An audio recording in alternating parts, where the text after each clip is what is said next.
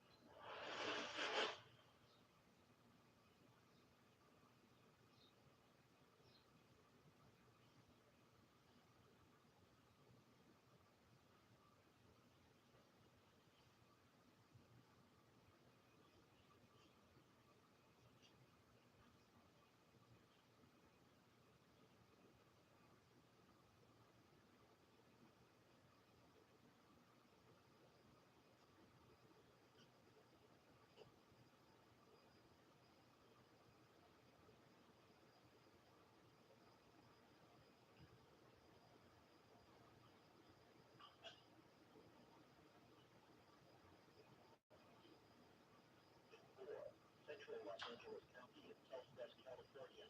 This includes the cities of Monterey Park, downtown Los Angeles, Huntington Park, Glendale, Pasadena, Del Monte, until 1:30 p.m. Pacific Standard Time. At 11:54 a.m., National Weather Service Doppler radar indicated a severe thunderstorm producing nickel-sized hail and damaging winds in excess of 60 miles per hour.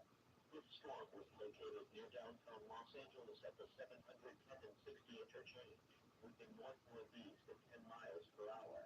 The severe thunderstorm will be near downtown Los Angeles through 12:50 p.m., Pasadena and Glendale by 12:30 p.m., Mount Wilson by 1 p.m. Doppler radar has indicated some wind rotation within this storm. While not immediately likely, a tornado may still develop. If a tornado is spotted, act quickly and move to a place of safety structure, such as a basement or a small interior room. The National Weather Service in Oxnard has issued a severe thunderstorm warning for Central Los Angeles.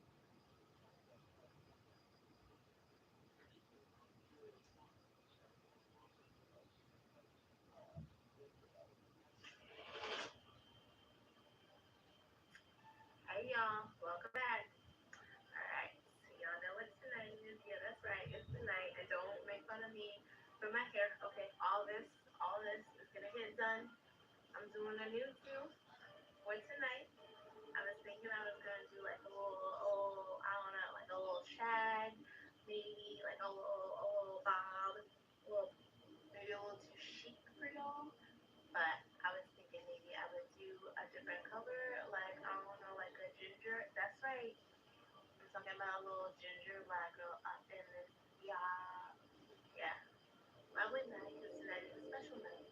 Did you know tonight is the first night that me and my bestie are gonna be getting it in, and it's the first night that I'm gonna be getting it in. And yes, I do mean ever, because I'm not like the rest of y'all out there. Y'all know who y'all are. Just hoeing up, just hosey hoeing. I'm not doing all that. All right.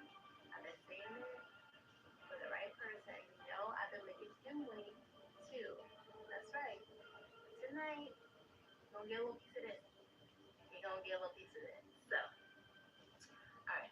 Anyway, before I do acne, a little bit of rosacea, get a little bit of that, that hyperpigmentation. So, tonight, because I want to look as fine as I can look, I'm gonna do a little something. And I'm gonna show you guys my skincare routine. Alright, and I usually do like my makeup and my hair and stuff, but tonight I'm gonna show you more of the prep, okay? And the rest of it y'all gonna have to wait for. I'm gonna let you know how it went over, okay?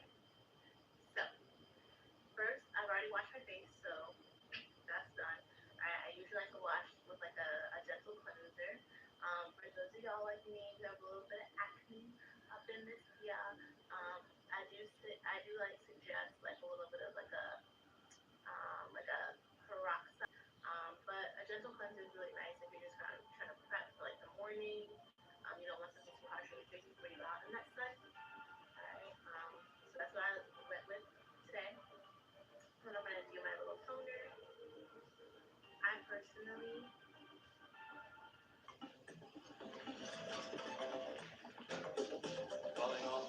Calling all, calling all, millionaires. Come and join the club that has rewards for everyone. I'm talking birthday perks, free daily game, and other stuff that's fun. Designed for people who love girls like me and her and him, and with the weekly bonus back, our girls are filled up to the brim. So we're calling all, calling all, calling all, millionaires. Calling all, calling all, calling all, millionaires. Calling all. Calling all trillionaires. FanDuel Casino. Wake up, you spray tan troll. What's up? Nikki, you told me to roast you if you didn't wake up. Okay, deal's a deal. I guess that whole beauty sleep thing is a myth. That's the best you can do. You look great for a corpse. Okay, I'm up. Oh boy, I need something in me. You mean besides lip filler? Okay, that was actually pretty good. I found that fancy restaurant you like on Open Table, but wear a bra this time. You know I can return you, right? Good thing you're too lazy. You know me well. Find a family movie. Bum, bum, bum, bum, bum, bum, bum, bum, bum, bum.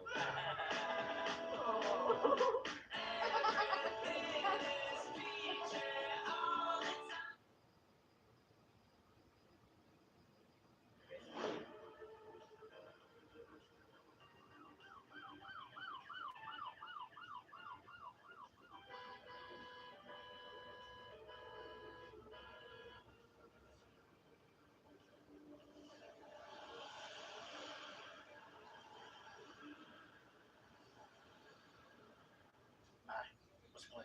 Shift change should be starting in about 3 minutes, alright? Ready.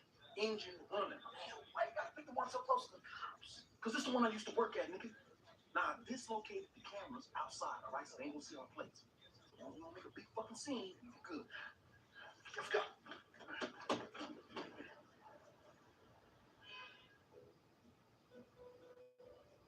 What are you doing? Hey, where are your parents? Hands over the thing. Do it. Where's the other employee at? Alright, we're gonna make this really smooth and safe. Got it? What's going on here? Wrong place, wrong time, man. You don't want to do this. Nobody's been hurt yet. We can work this out. Man, we ain't working shit out, motherfucker. No, you ain't gonna do shit while we get everything we want out this motherfucker. You make one wrong move, I'm gonna blow your head off. You understand? Give me your gun. Miles? Ma'am, do you know this gentleman? Why would you do that? Stop! Grab the money, let's go!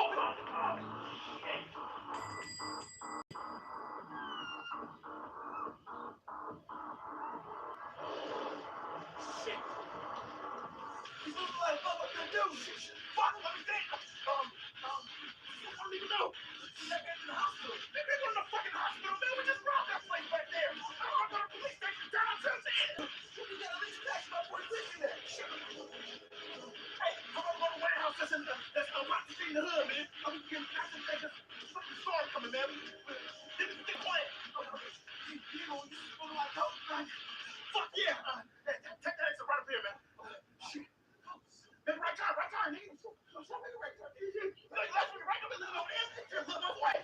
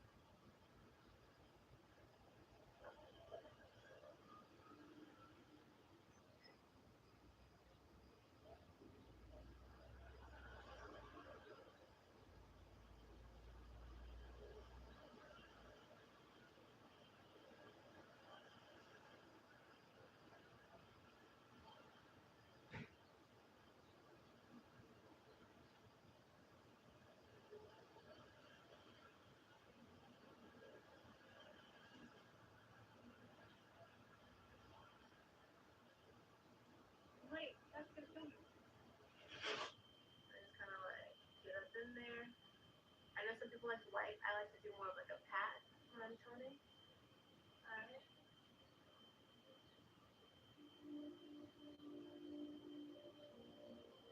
Alright. A little something, something on in there. Alright, next thing I like to use is a little bit of hyaluronic acid. Personally, I like to use pretty much anything that's sustainable to me, like a glass bottle, something that I like to go vegan, scent free, and also cruelty free. There are some great websites that I link below for if you want to do anything that's like a cruelty free, just because I'm a ghetto girl, don't mean I don't love the animals, okay? You know how it is. Alright, so I just do a little bit of it. I do a little drop here, a little drop there. Don't use a lot. I don't like to use a lot. It spreads pretty easily. Alright, so a little bit of hyaluronic acid for the face. You want to massage up. You don't want to go too hard on it either. You don't want to like pull down or like massage you. Like you don't want to cause any redness. You definitely don't want to start causing those cheeks to droop, right? You want something that's going to be up, give you that nice bright face. And then I finish it off with a little bit of like a peptide. I do the same thing. Blow that, blow that. Good. A little more. Blow that, blow that. Spread it around. Alright. Gentle upward motion. And then, honestly, this is really to keep things really hydrated, the hyaluronic acid and the peptide. Keep it hydrated. Peptides help to keep your skin nice and shiny. Kind of takes that dead skin and adds a little bit more shine into it before, keeps itself off of your face so that you're not getting that dull look. And then on top of that, I like to add just a little bit of something to my eyes. This is like not necessary, but it's something that I like to do. Just put a little drop there on my hands. Spread it, spread it. Just like that. And kind of get up around. And it's just for like the darker circles, if you're like me, you get dark circles, or if you get like redness or like a lot of puffiness, like a caffeinated serum. Caffeine is really good for the skin, helps get rid of a lot of that like discoloration or hypercoloration or whatever you want to call it. Yeah, it's really good. You can use it before bed. You can use it in the morning, all day, every day. Maybe not all day, but whenever you need to during the day. It's not specific to one time. Okay. All right. So that's it for me. All right. I'm gonna get going so I can go do something to this. All of this here. But wish me luck tonight. And I love you guys. And like I always say, your skin care is self care. All right. Bye.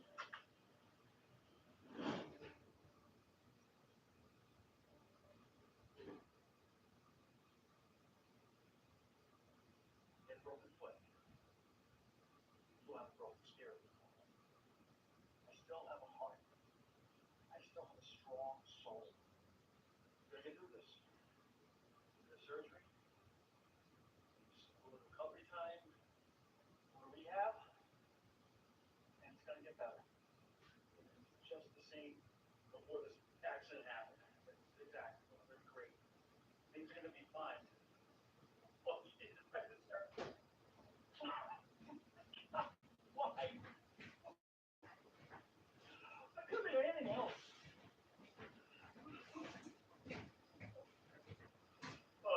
My foot. It could be a left arm or anything else. The fucking foot.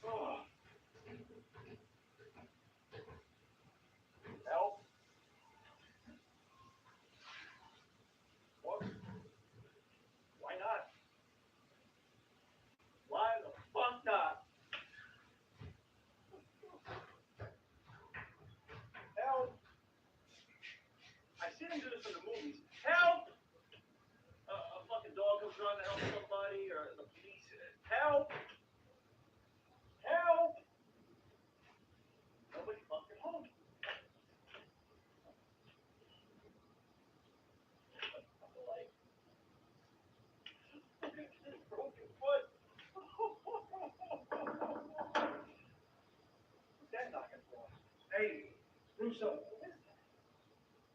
Yeah, wait a second. Give me a minute. You hear me? Yup, I hear you. Just give me a second, okay? Yup. Okay. Okay. Uh-huh. Yup. I hear you loud and clear.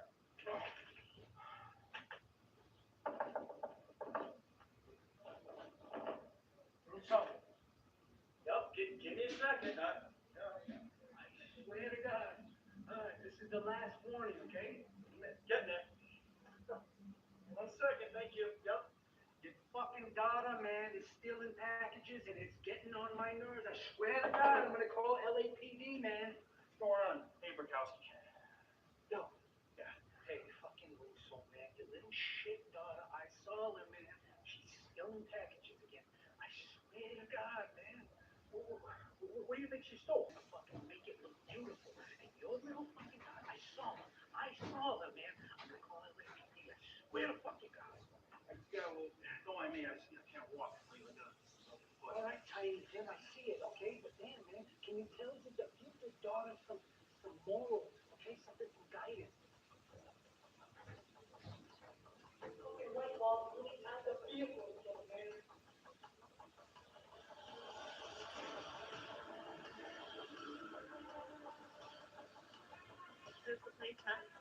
Yeah, my brother used to come here in the 90s all the time, fuck a girl, get high. Been empty for years. Looks like it's gonna storm soon. We should get inside.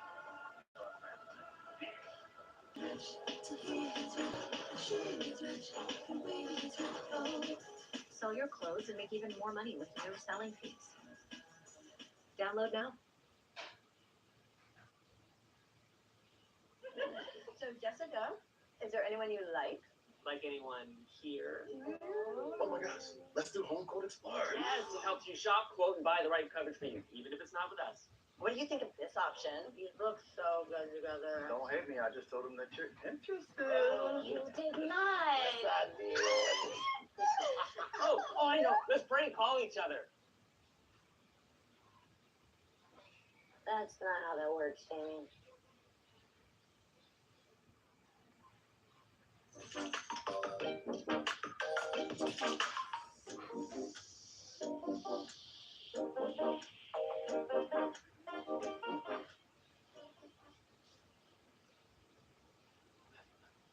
Sorry, the bar's not open yet. Oh, it's not for me. It's for the bride. She said, "Can I get the clean, crisp taste of Bud Light?" Her words, not mine.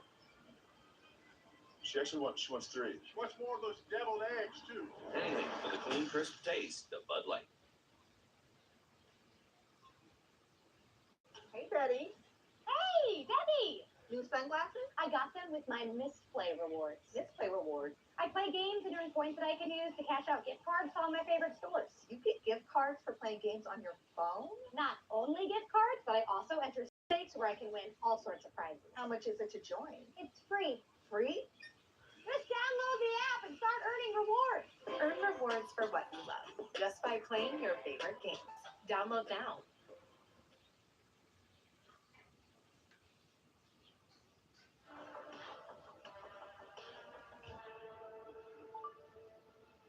And Daddy's phone secret.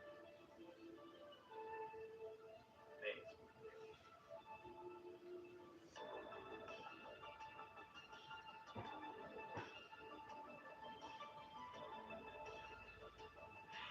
This nigga. Can you get this thing away from me? It's gonna be a long night with this storm, and Daddy wants it.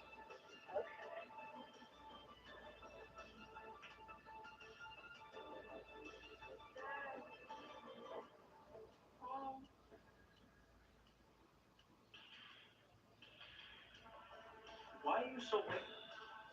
Where were you? Supermarket. What'd you get? What kind of things? Wait a minute, what's that right there? What's this? How'd you get this? Bottle of Pinot Noir. 2018. How'd you get this? A lady? What kind of lady? A wino? I don't want to know. What else you got? Oh, it's for me? Aw, surprise? Hey, all right. Light bulbs. house keys like that. Our neighbor downstairs, you stealing again? That guy's a maniac. So worried up. Now you know. What's in that box? Do I want to know? It doesn't have my name on it. Oh. Bill, I can't do this anymore, okay? Look, you keep stealing. Did you do things again? Go in the room, paper stick. You found it. Go. Get out of here.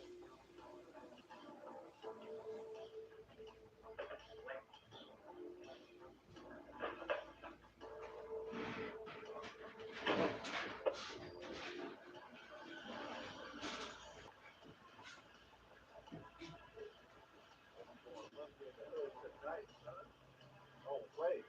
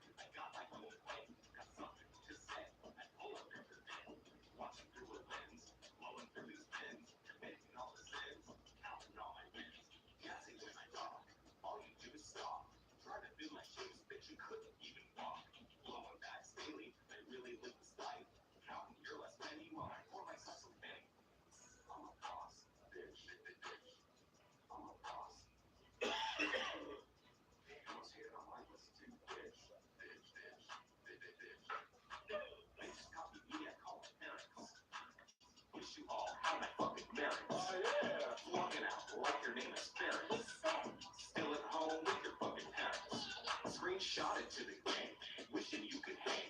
Oh, you act so lame, putting out my flame. Always be the same, try to steal my fame, putting you to shame, loser of the game.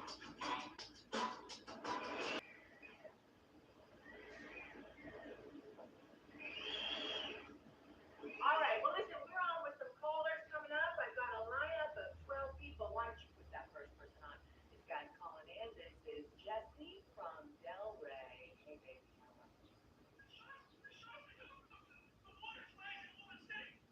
Oh, what? Sharks?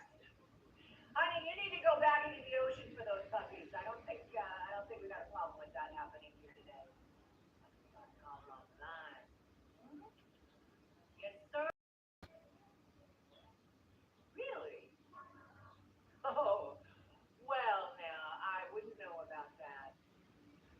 Yeah, let's get caller number 2 on. All right, who is this? Oh, this is Meredith. Meredith from Palm Springs. Honey, you are far away. What is happening? Oh, holy shit. Jesus, I think I need a cookie. Oh, it's a little early. Hand me the cookie. Yeah, hand me the cookie. I already have it when I ask for these things. I need them now. Why don't we go to the next caller? I think that one was on. Holy shit. Are you all right out there? Oh, Santa Monica. We need to get some help out there, stat. Jesus Christ, all these talks of sharks. I fucking hate sharks. What the fuck is going on here with all the water coming in the studio? Jesus H. Christ, the janitor left the water on. For fuck's sake! Holy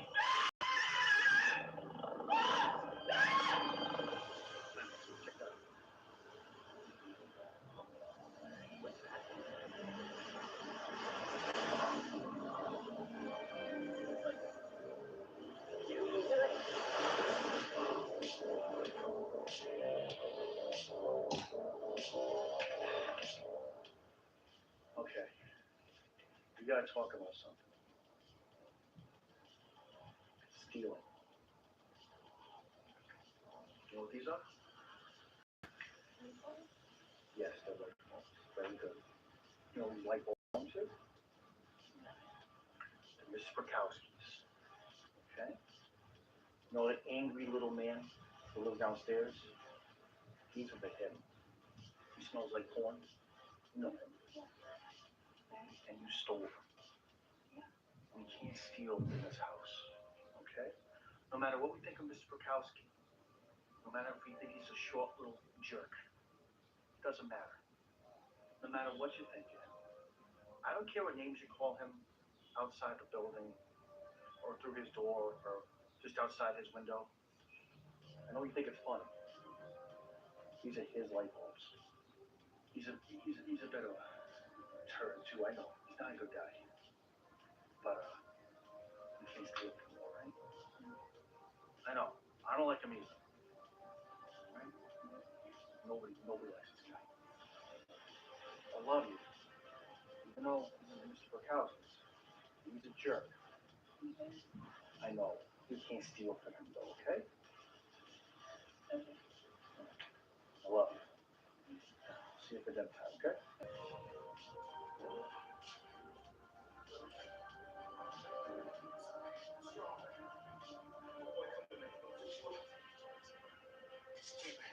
Take this, man. Make you feel better. Take it back.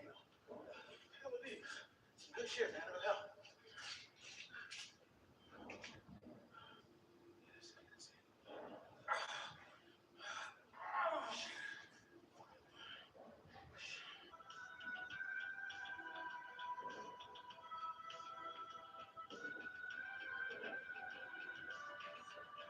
Look what I found hiding back there.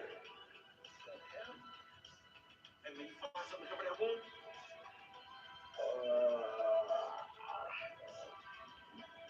What are you two doing here anyway? I feel like I should be asking you guys the same question. Well, you know, we had to find a place to hold up in the storm because our friend was in a car accident. you shot himself in the leg. That idiot. So we just need to get our friend to a doctor. What about you two? Just came here to fuck around.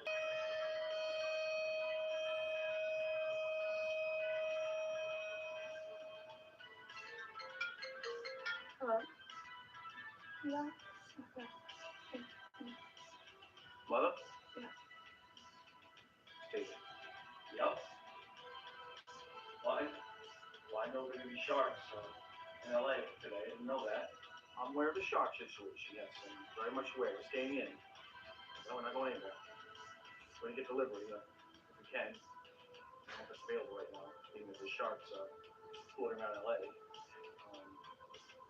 Well, I'm doing the best I can here. I got a broken foot. Yup, I know. Some house is my fault. I know. This is. I wanted this to happen. I'm expecting sharks rising above LA in salt water. I expected that. Yep. Hey, Isabella, don't go jumping outside and hang out with sharks. Okay. Be careful. When you cross the street, no sharks. Yeah. Okay. Okay. Please, don't get me in trouble. All right. Somehow this is my fault, right? Which I told her. Is that what you want? Okay, she's gonna stay in. We're gonna stay in. Nope.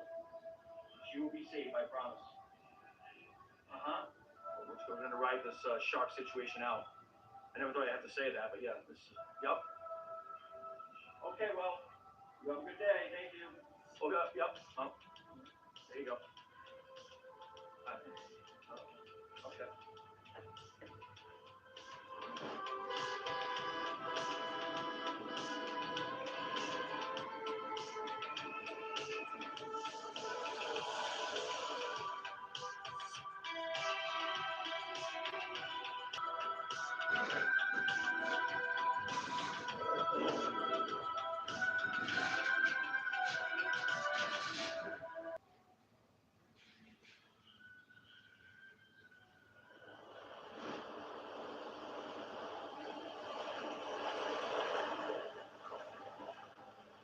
This shit is rising fast. This whole fucking hood is flooding.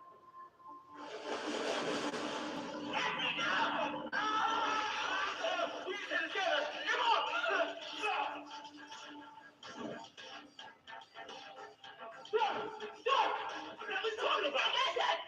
Now, I'll flip this thing over there. Fuck, man, what do we do? Okay, we gotta stay together. I'm showing this. That ducky son of a bitch, you really think he gives two shits about us? He's probably got some hoes doing coke off his dick right now.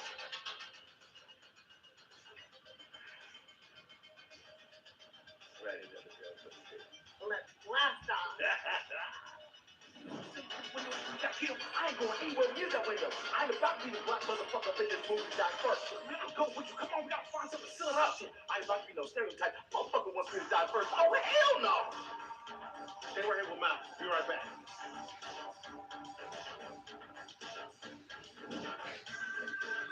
Every day, son. Every day. Stealing. Drinking. How did she get a bottle of Pinot Noir? Sharks.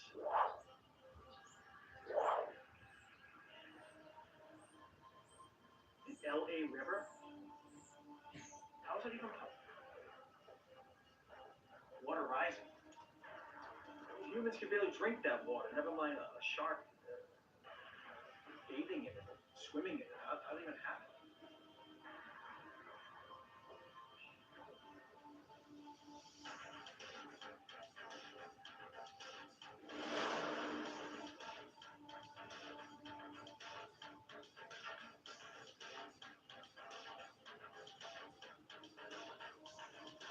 People dying?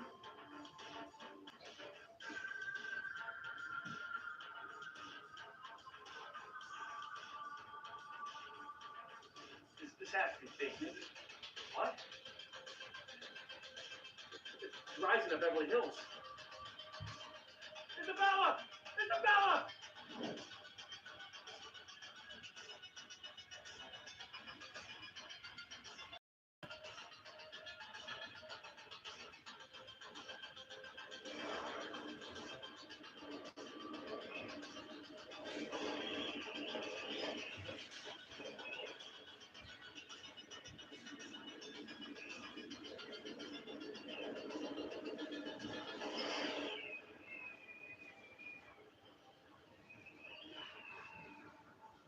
Damn, that doesn't look good.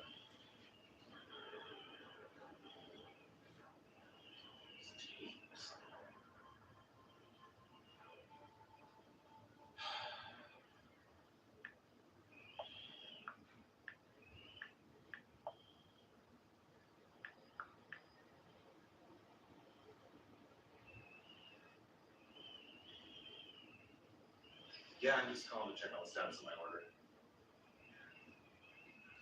I'm sorry. Sure. No, I understand. Okay, alright. Thank you. Bitch. Jesus. I'm too for that guy.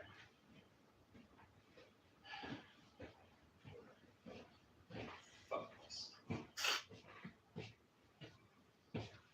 Wendy's has new chicken tenders. Crispy, juicy, tendery, tendies. Ooh, that's fun to say. Tendies, tendies, tendies.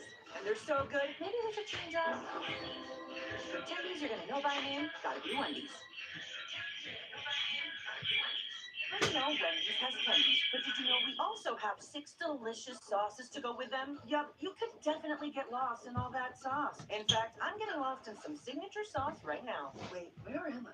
Find your favorite sauce at Wendy's. Many ways to do your taxes with H&R Block. Come to the office and I'll do them. Or stay home and I'll still do them. Even if you do it yourself online, I'll be there waiting in case you need help. File your way with H&R Block.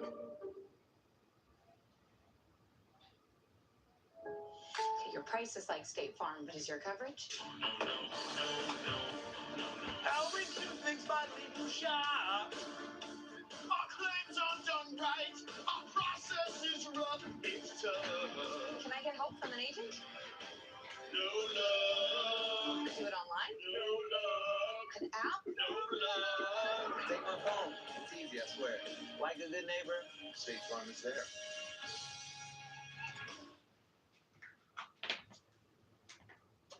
The new Big Arch sauce is so delicious. You'll wonder if they named the sauce after the burger or the burger after the sauce. The Big Arch, The most McDonald's burger yet. Ba-da-ba-ba-ba.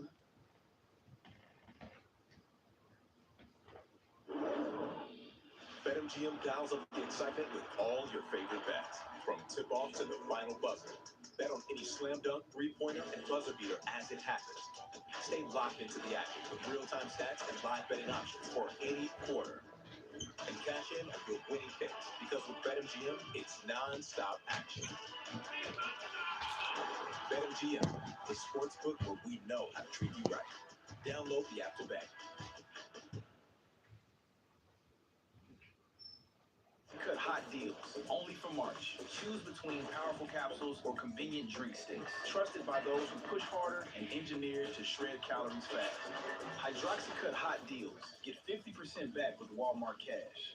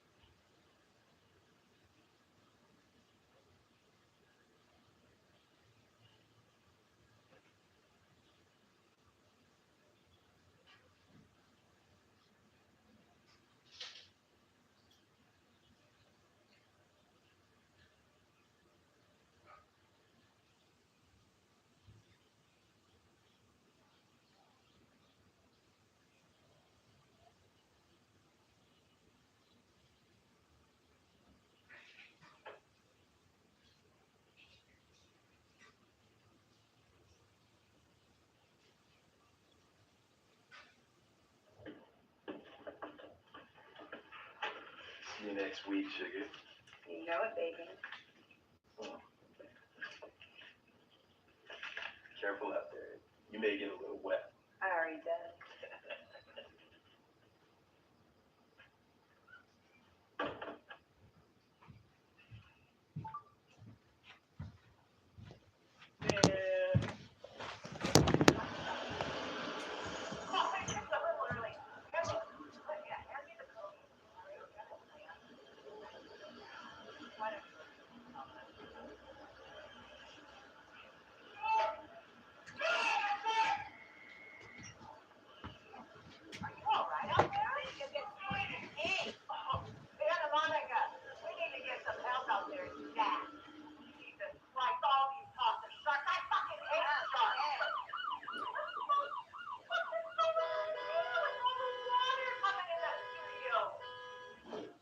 Something to cover up these windows, man. Some wood, sheet, something.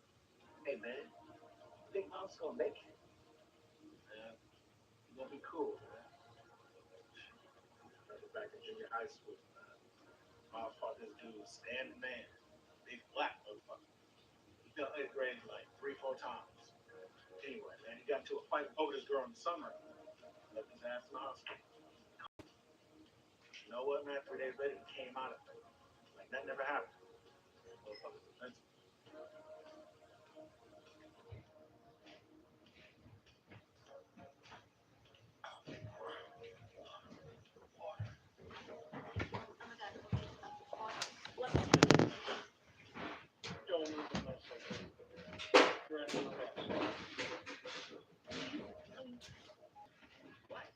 Shut your fucking mouth. Anything you say will be used against you in a court of justice. Now, turn around. I said shut your goddamn mouth. Fucking pig.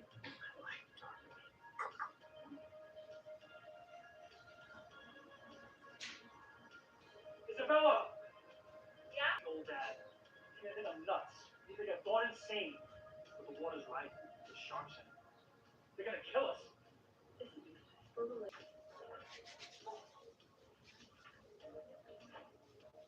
my god, it's a shark. Look at him. The water's right. Jesus Christ. Come on, come get me. I'll teach you my crutch. This son's a business. Come on. Fuck all you sharks up. Fuck.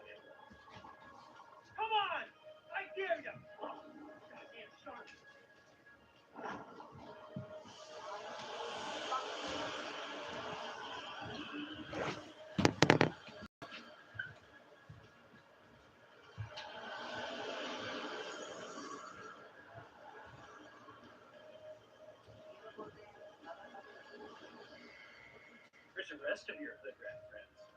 You're securing the window. Boyfriend was attacked by a fucking shark. Is that so? Well, that's one less piece of shit that I have to deal with. Now, take me to them.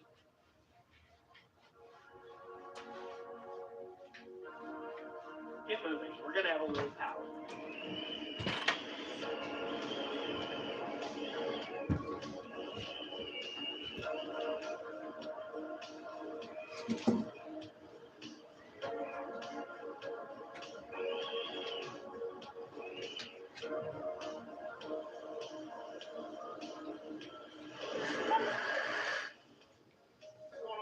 Oh, yeah.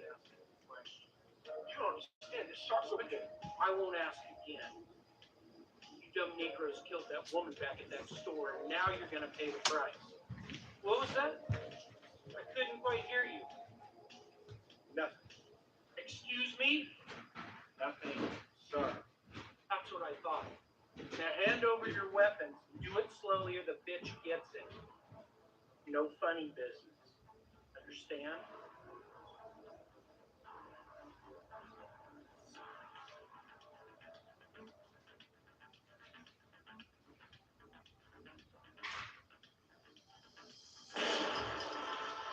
Holy shit, you killed Gerald!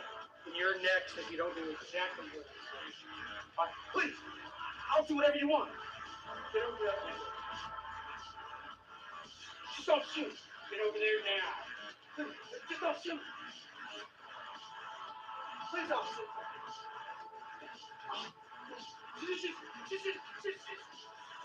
Sorry. Get your black ass.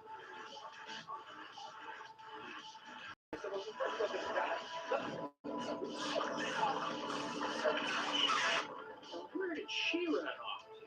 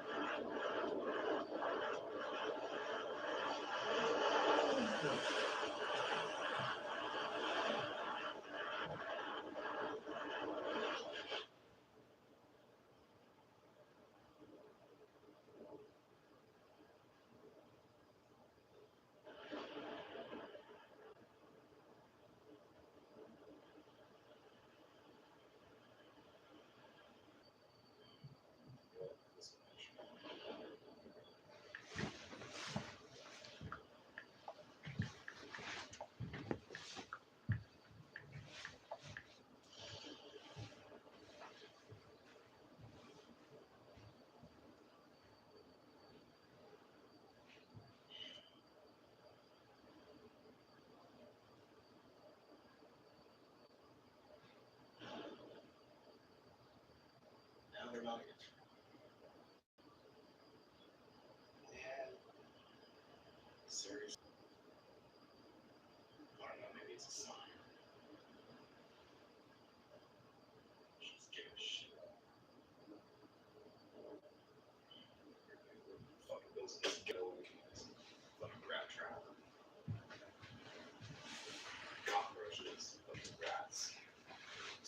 Are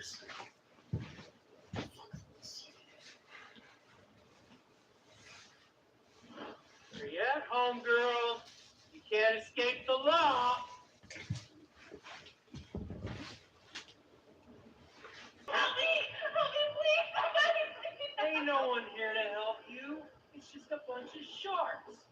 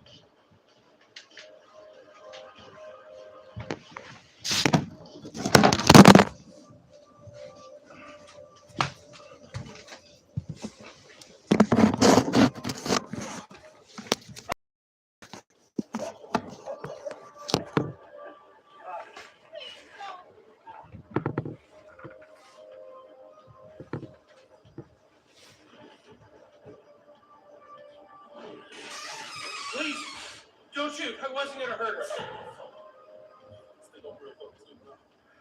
I'm doing it. Yeah, now I'm gonna have me some fucking racist. Hurry up!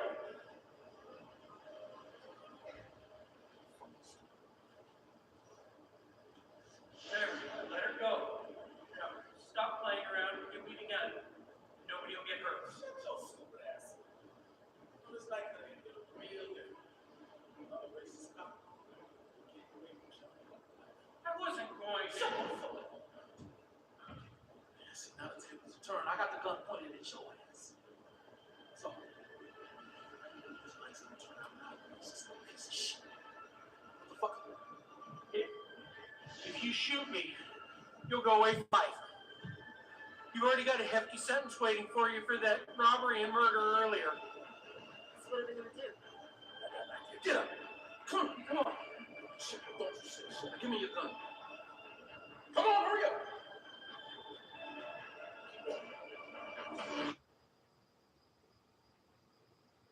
Who's in? Who's out? March Madness is about to begin. The NCAA Men's Basketball Championship Selection Trip on CBS and streaming on Paramount Plus. A trustworthy pro and Angie who put so much care into our kitchen. He treated it like it was his baby. So when we needed a godfather for our baby, I couldn't trust anyone else. There you go. I do kitchens. Angie, the one you trust to find the ones you trust. When you're a small business owner, your to-do list can be a lot. Super helpful.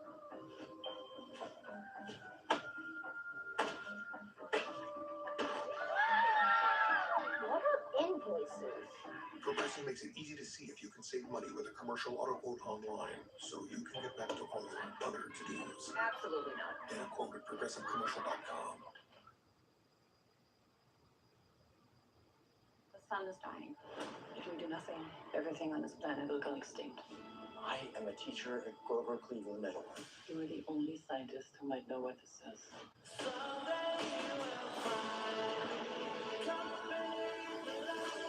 Oh my god. So, I met an alien.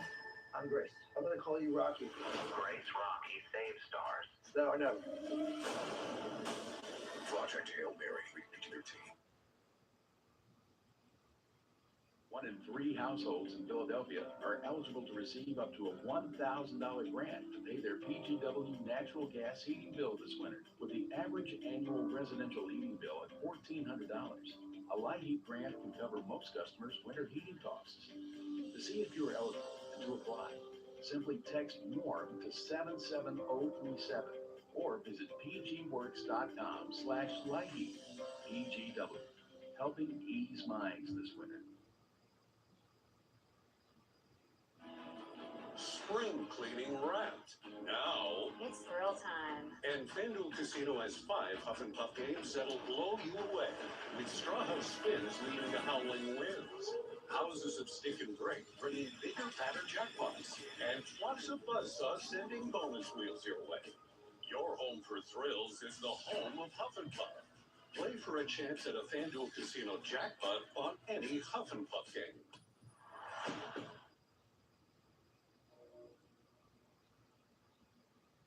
Come on, hurry up!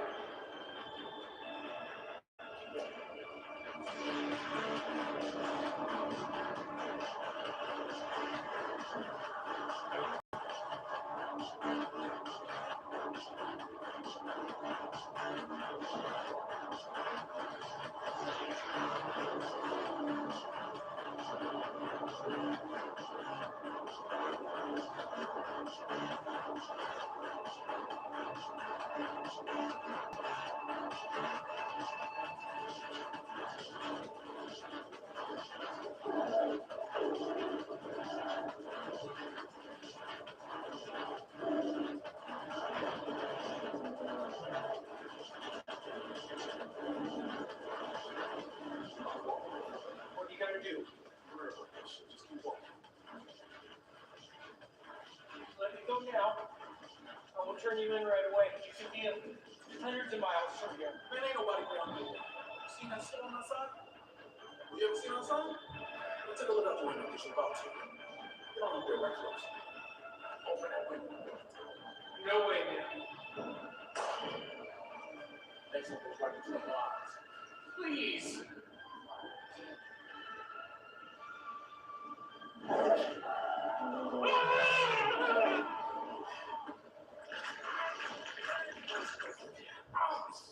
We need to get you to the hospital. No, look.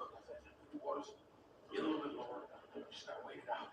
It's just fun. Just sit down.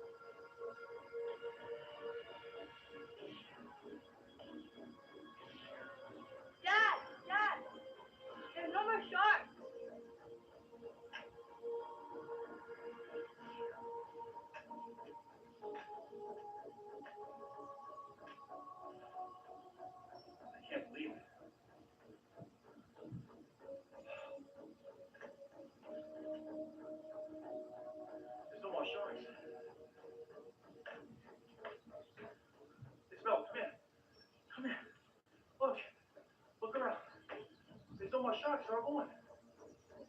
Look at him. Everything's dry. Buddy, we survived. There's no more. It's amazing. There's no more sharks. Oh, come here. I love you, buddy. Oh, we made it. We made it. Oh, mwah.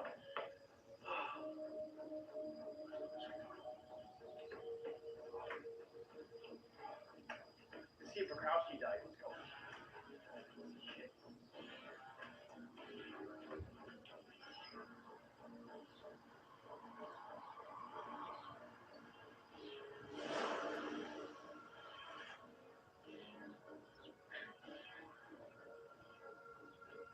Please. I need a hospital. They killed and Freddie and my boyfriend. Ah, shit, y'all Jarrell's niggas. I guess it's your lucky day. He's been shot.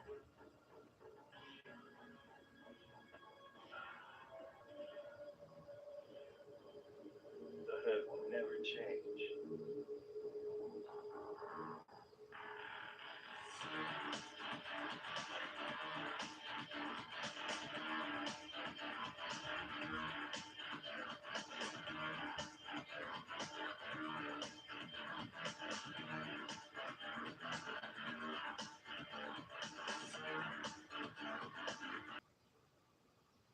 Already know Wendy's has tendies, but did you know we also have 6 delicious sauces to go with them? Yup, you could definitely get lost in all that sauce. In fact, I'm getting lost in some signature sauce right now. Wait, where am I? Find your favorite sauce at Wendy's. Hey, the plumber's fixing that burst pipe. Should be all set. Good thing you're protected 24/7 with your home and auto bundle from Progressive. Oh, I'm sorry. I'm just trying to figure out the right caption to post about this. Maybe something like, I have protection, just need a lifeguard. What about that emoji with a shocked face? Or maybe flooded with emotion. That's too much. Try Tuesdays are cray. You know, technically, you don't have to post everything that happens online. Oh, believe me, life is meaningless without affirmation, am I right?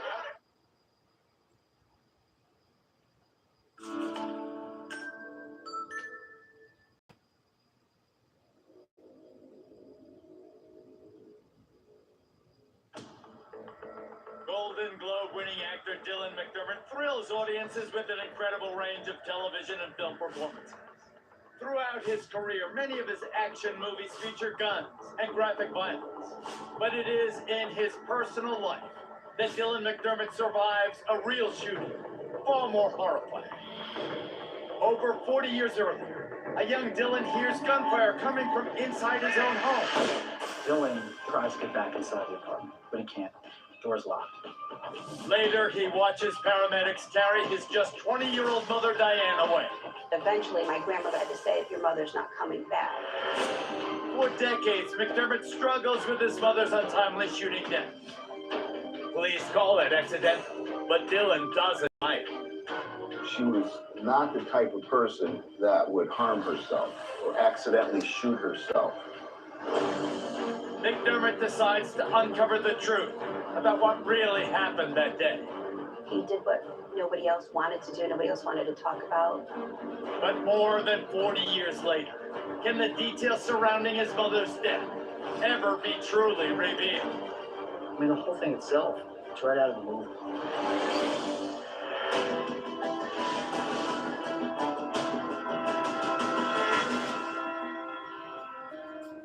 On a frigid winter day in 1967, a domestic argument heats up inside a home in working-class Waterbury, Connecticut. As a young couple fights indoors, a 5-year-old boy sits shivering outside.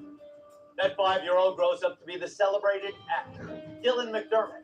He's an American sex symbol, a leading man in feature films, and a Golden Globe winner on the hit television series, The Practice. But on that terrible day in 67, McDermott's entire world gets turned upside down.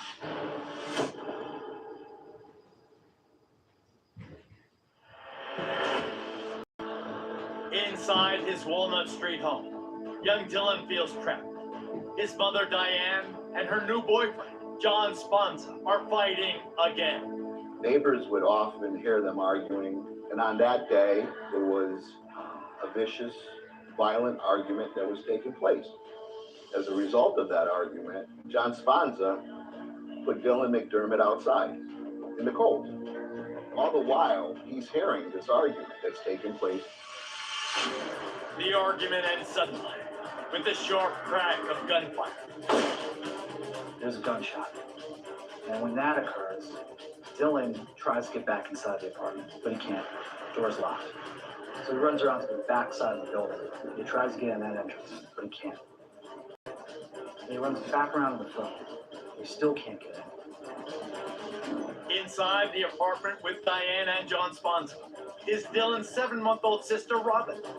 I have no memory of the day of my mother's passing, and maybe that's a good thing. I was in a playpen. The neighbors heard it. Sponza called the police, and my neighbors came down to get me. Arriving at the scene, police immediately questioned the boyfriend, John Sponza. John Sponza tells them that out of the blue, while he was cleaning his weapon at the kitchen table, Diane McDermott picked it up, walked towards the pantry closet, and the gun went off. But later changes the story to indicate that Diane had picked up the gun and intentionally shot herself in the head. As the police continue to question Sponza, emergency workers gather Diane and put her on a stretcher. Horrified, young Dylan watches his mother being taken to the hospital. The last time he saw my mother, he was outside on the front porch. He saw her hand. Her arm had dropped to the side of the gurney. And they had covered her head because she had a head wound and she was bleeding, lots of blood.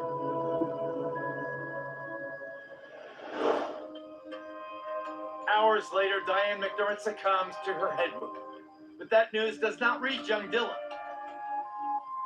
His maternal grandmother, Avis Marino, steps in to protect her grandkids. She moves into Diane's Walnut Street apartment and tells Dylan that his mother is being cared for.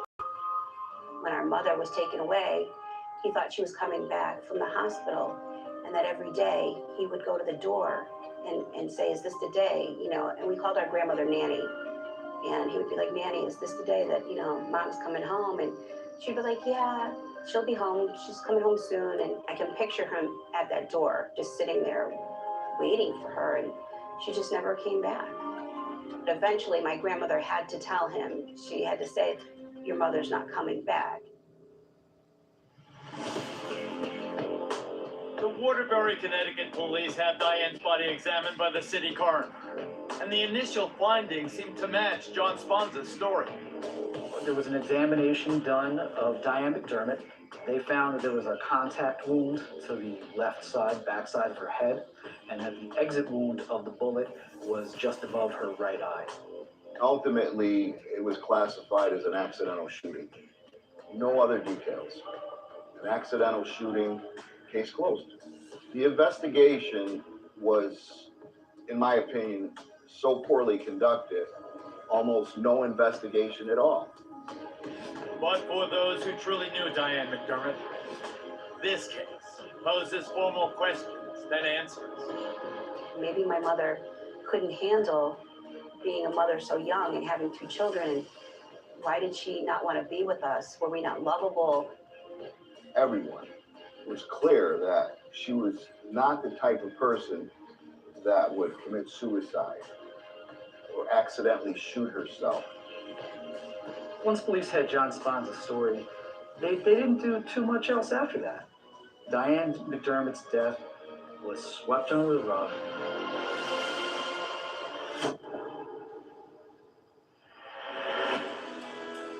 Six years before her tragic death, a teenage Diane falls in love with a boy from Waterbury. Diane Marino meets Richard McDermott at a local library. They become a couple, and eventually she gets pregnant at the age of 15 with her first child. She was a typical teenager living in Waterbury. She fell in love early, which during that period was not uncommon. In 1962, Diane marries 17-year-old Richard, following the birth of their first baby, Mark Anthony McDermott, who took the name Dylan. Less than 5 years later, Diane and Richard bring another child into the family, baby sister Robin. But not long after Robin is born, Richard and Diane separate. Richard and Diane were together for approximately 4 or 5 years. Certainly, I think their young age and the fact that Diane became pregnant and had Dylan at such a young age caused a lot of stress in that relationship. Now single, Diane sets her sights on a new man. Diane McDermott fell in with John Sponza through a breakup, in fact. John Sponza had been dating another girl at the time. He wound up pushing her to the ground, and she broke up with him. And that was probably a fortuitous thing. For Diane, John Sponza appears to be a glamorous character from the streets. John Sponza had a persona in Waterbury of being a wise guy in every sense of the word. He associated himself with a group of criminals, always had money, always flashing his gun. But Diane's new love interest hides a much darker history. John Sponza was a heroin addict at age 15 years old. He was arrested a couple times even before his 15th birthday, mostly for larcenies, robberies, and stealing cars. And as a man, Sponza becomes a menace to society. John Sponza was a wannabe gangster. Sponza was attracted to this lifestyle. It gave him a license to be cool, and I think that that's what he actually liked.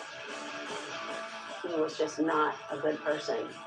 He was mean to everyone that he came in contact with. He was horrible. From the time he was a kid, Sponza was just horrible. Diane McDermott follows her passion and becomes Sponza's new girlfriend. But immediately, she pays a terrible price. When Diane became involved with John Sponza, her life quickly became unhinged. Sponza was physically abusing Diane. Very often, her friends and her family would see bruises and marks on her body. I heard from several cousins, aunts, and uncles that he would repeatedly abuse her, beat her, throw her to the ground, he'd kick her. Once trapped inside Sponza's sick world, Diane adopts his bad habits. Diane McDermott became, unfortunately, addicted to drugs. Sponza at the time was addicted to heroin, and eventually he managed to get her strung out on it. Adding insult to injury, Sponza humiliates Diane for sport. In front of their other friends, he would have flashed the gun at her, tease her. She became a spectacle, sort of entertainment for his group of friends in the most vile and vicious way imaginable. He eventually made her get a tattoo on her upper thigh that said, "I love John Sponza." He took a sweet innocence. Diane feels caught in a terrible nightmare. I was speaking to a cousin last week. He went to go visit her. She had bruises all over her body, and they were visible. And he was just like, "Why don't you get out of this? Why can't you leave this man?" And she just said, "I can't." Every time she tried, he just would be more physical with her, and he would track her down and pull her away. Sponza continues to terrorize Diane McDermott. There is an inherent evilness to guys like John Sponza. And eventually, Sponza turns that evil on Dylan, her firstborn son. He was petrified of this man. He was brutal.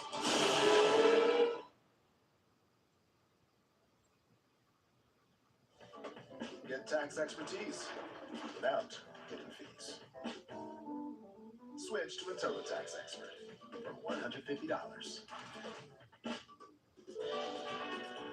Say bye to fees and match with a trusted expert to handle your taxes. All forms, all returns, all tax situations. $150 all in. no surprises. Now this is Taxes. Ultimate TurboTax. He scores! In Philly, toughness isn't optional. It's tradition. At Grungo Law, that same energy is for our clients every single day. Grungo Law is a proud partner of the Philadelphia Flyers. Wake up, you spray tan troll. Nikki, you told me to roast you if you didn't wake up. Okay, deal's a deal. I guess that whole beauty sleep thing is a myth. That's the best you can do. You look great for a corpse. Okay, I'm up. Oh boy, I need something in me. You mean besides lip filler? Okay, that was actually pretty good. I found that fancy restaurant you like on Open Table, but wear a bra this time. You know I can return you, right? Good thing you're too lazy. You know me well. Just because North Carolina's Brunswick Islands are the perfect place to unwind, doesn't mean they can't get your heart racing. Fill your trip with your kind of fun at ncbrunswick.com.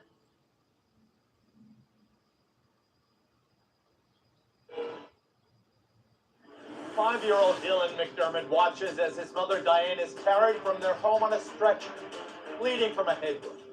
Her boyfriend John Sponza tells police it was a suicide. Years later, the Steel Magnolias, The Practice, and American Horror Story still wrestles with the events of that traumatic day. John Sponza was an individual that needed to carry a weapon. He was a type of individual that needed to show it off. Dylan, at age 5, he had vivid recollections of John Sponza pointing a gun at him. Not once, not twice, but numerous times. John Sponza would take a gun and he'd put it in his face and he'd say, "Shut up, get out of here, kid." And you know, this is a true monster. Only an evil man would do that. The sadistic Sponza never misses a chance to terrorize Dylan. Sponza would take him out to the park, and he had his gun, and he would show my brother the gun, and he would point it at squirrels or at birds, and he would be like, you know, I could kill them easily, I could shoot them anytime, and if you're not a good boy, I could do the same to you. He was petrified of this man. He was brutal. This kind of violence that was carried out by John Sponza against Dylan McDermott must have had an incredible impact on the boy, and it must have affected his growing years. To even have a gun pointed at you once is a very traumatic thing. But Sponza's sadism doesn't stop with Dylan. Dylan's mother Diane faces the brunt of his rage. He had at one time had possession of a .38 caliber. He would threaten Diane with the gun. There's reports that he had her kneel inside the apartment while he pointed the gun at her head. Immediately following Diane's death, Sponza leaves Waterbury. But in the years that follow, he continues to rely on fear and intimidation to get what he wants. And to feed his ongoing heroin habit, he needs fast cash.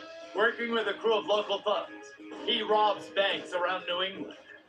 Bank robberies in that period of time were so prevalent because it was an easy squirt.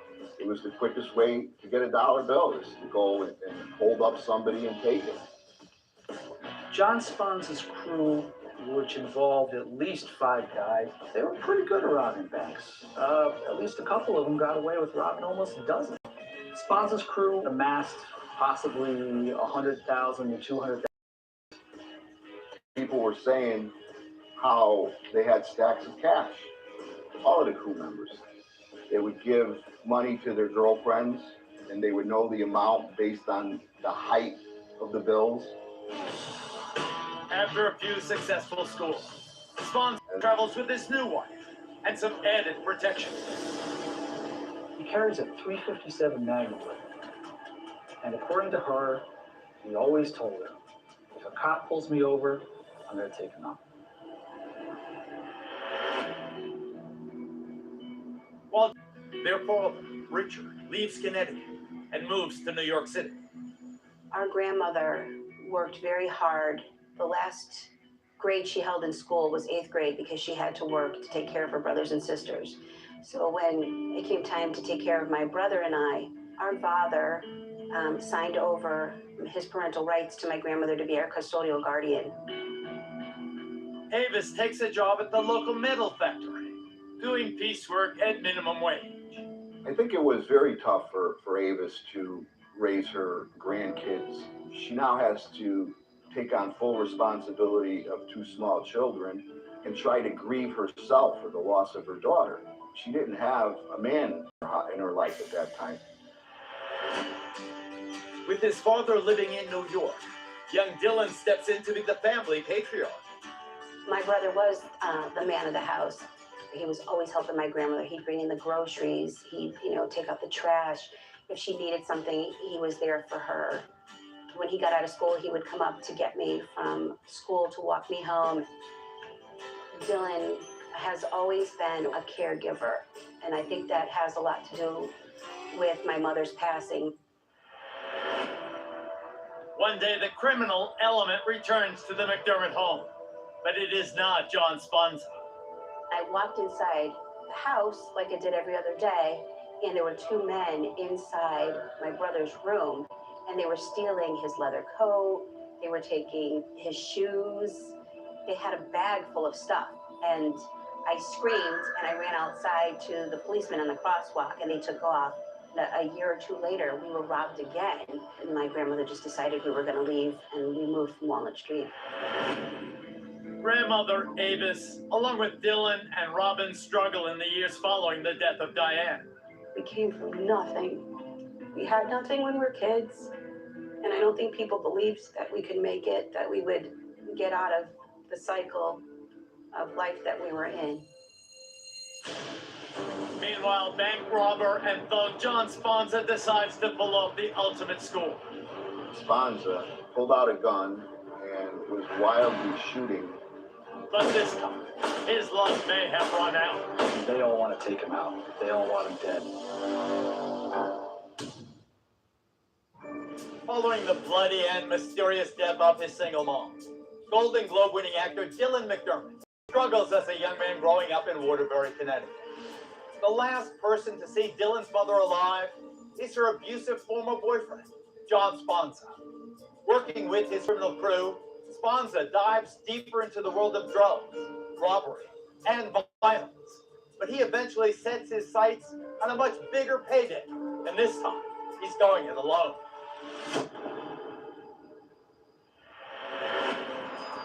Following 2 successful robberies, Sponza tells his fellow crew members that he wants his share. One May evening, they all drive out together to eastern Connecticut. John Sponza, along with 4 other members of his bank robbing crew, had driven into the woods under the pretense that they were going to divvy up the money from their latest score.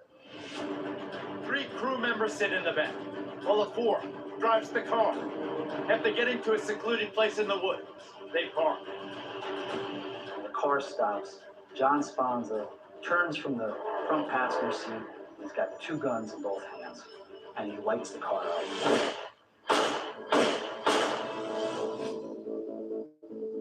In the rear middle seat, crew member Skinny Diodowitz takes a fatal bullet, while the side passengers escape.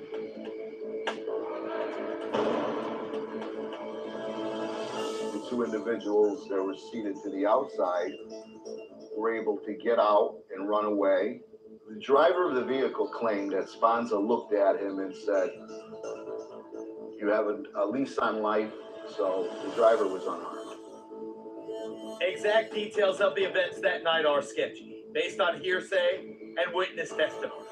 But to this day, Skinny's corpse has never been found. John Sponza, he's tried to kill his former crew. He's only succeeded in killing 1. That leaves 3 guys, and they all want to take him out. They all want him dead. The surviving members wanted payback. So John Sponza was not going to get away with murder. wasn't going to happen. The surviving members came up with a plan.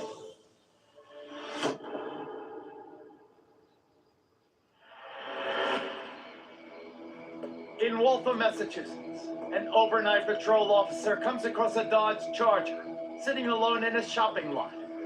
He recognizes the license plate. Returned the vehicle.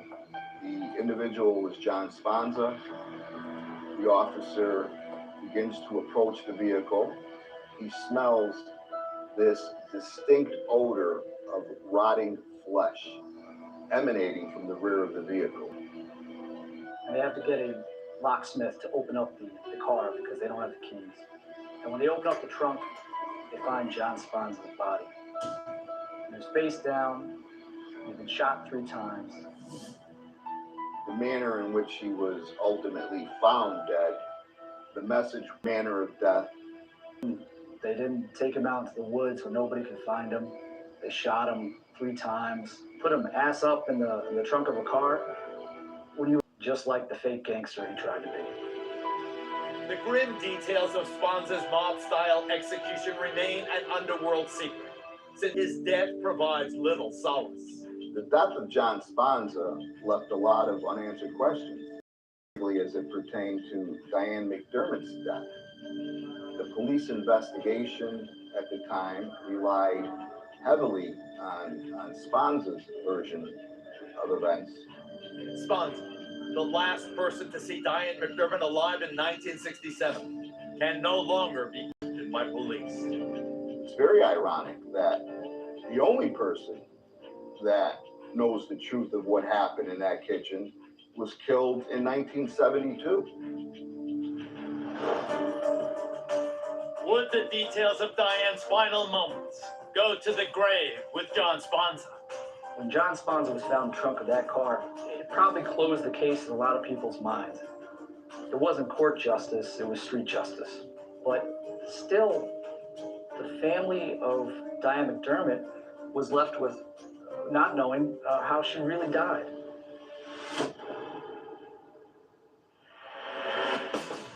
In the years following his mother's death, Dylan McDermott take Dylan to New York City when he was younger, and I think Dylan developed a love for the city at an early age. Richard Mack McDermott works at more in New York's Greenwich Village and gets his son Dylan a part-time job. He would be with my father and bus tables. It was quick money. It was great. I think he liked the excitement. Compared to Waterbury, New York City was, a great place to be. Upon graduation from high school, McDermott gets accepted at Fordham University in New York.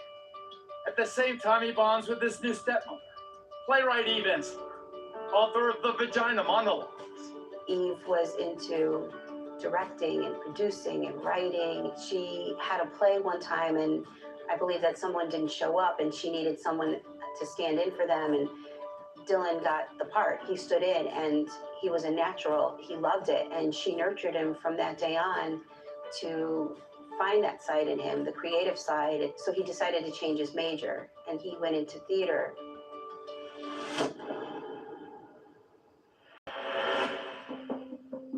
With her brother Dylan away at college, teenage Robin McDermott makes a shocking discovery. I was about 16 years old, and I went into my grandmother's room, and on my grandmother's bed was a metal box, and it had been open, and inside it was her paperwork, and I was nosy, and I started to go through it, and I was reading newspaper articles about how my mother had died because she died from a self-inflicted wound that she shot herself, and I was devastated. Robin realizes for 16 years, she has been living a lie. My grandmother told me that my mother passed in a car accident. So I believed that for the longest time. And I was like, why did she kill herself? And who is this person that was with her? Was that, who's this man? And is he still alive? There were so many questions, and my grandmother just didn't really want to talk about it. So Robin confronts her grandmother, Avis, about John Sponza. She told me that he was a bully, that he would threaten my mother. He threatened my brother. He would do any means available to him to get what he wanted. And he wasn't afraid to just push people around. The dark memories of John Sponza continue to haunt the McDermott family. I'm petrified to be around a gun because I'm afraid it'll go off accidentally. And it will require Dylan to exorcise the demons of the past. Dylan McDermott had the courage to come forward and be his mother's voice.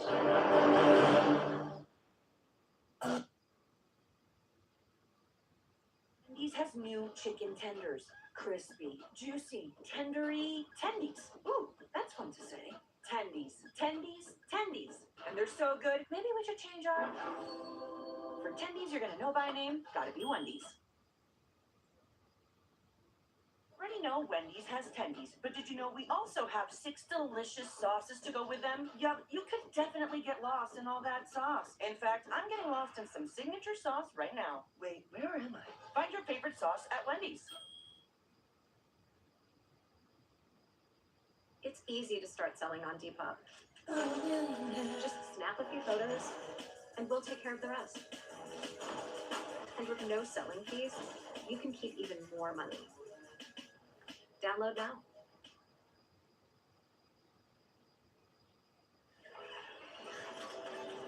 We're thrillionaires. If it's something worth doing, it's worth doing in a thrilling way. And that's why we love Rewards Club on FanDuel Casino. I love getting more for my money with a weekly bonus back. Plus, players get access to thrilling rewards like a birthday bonus. Calling all thrillionaires. FanDuel Casino.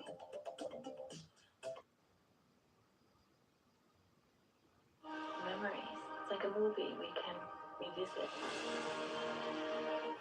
The worry is what you do next. You don't have as much life as you allow yourself.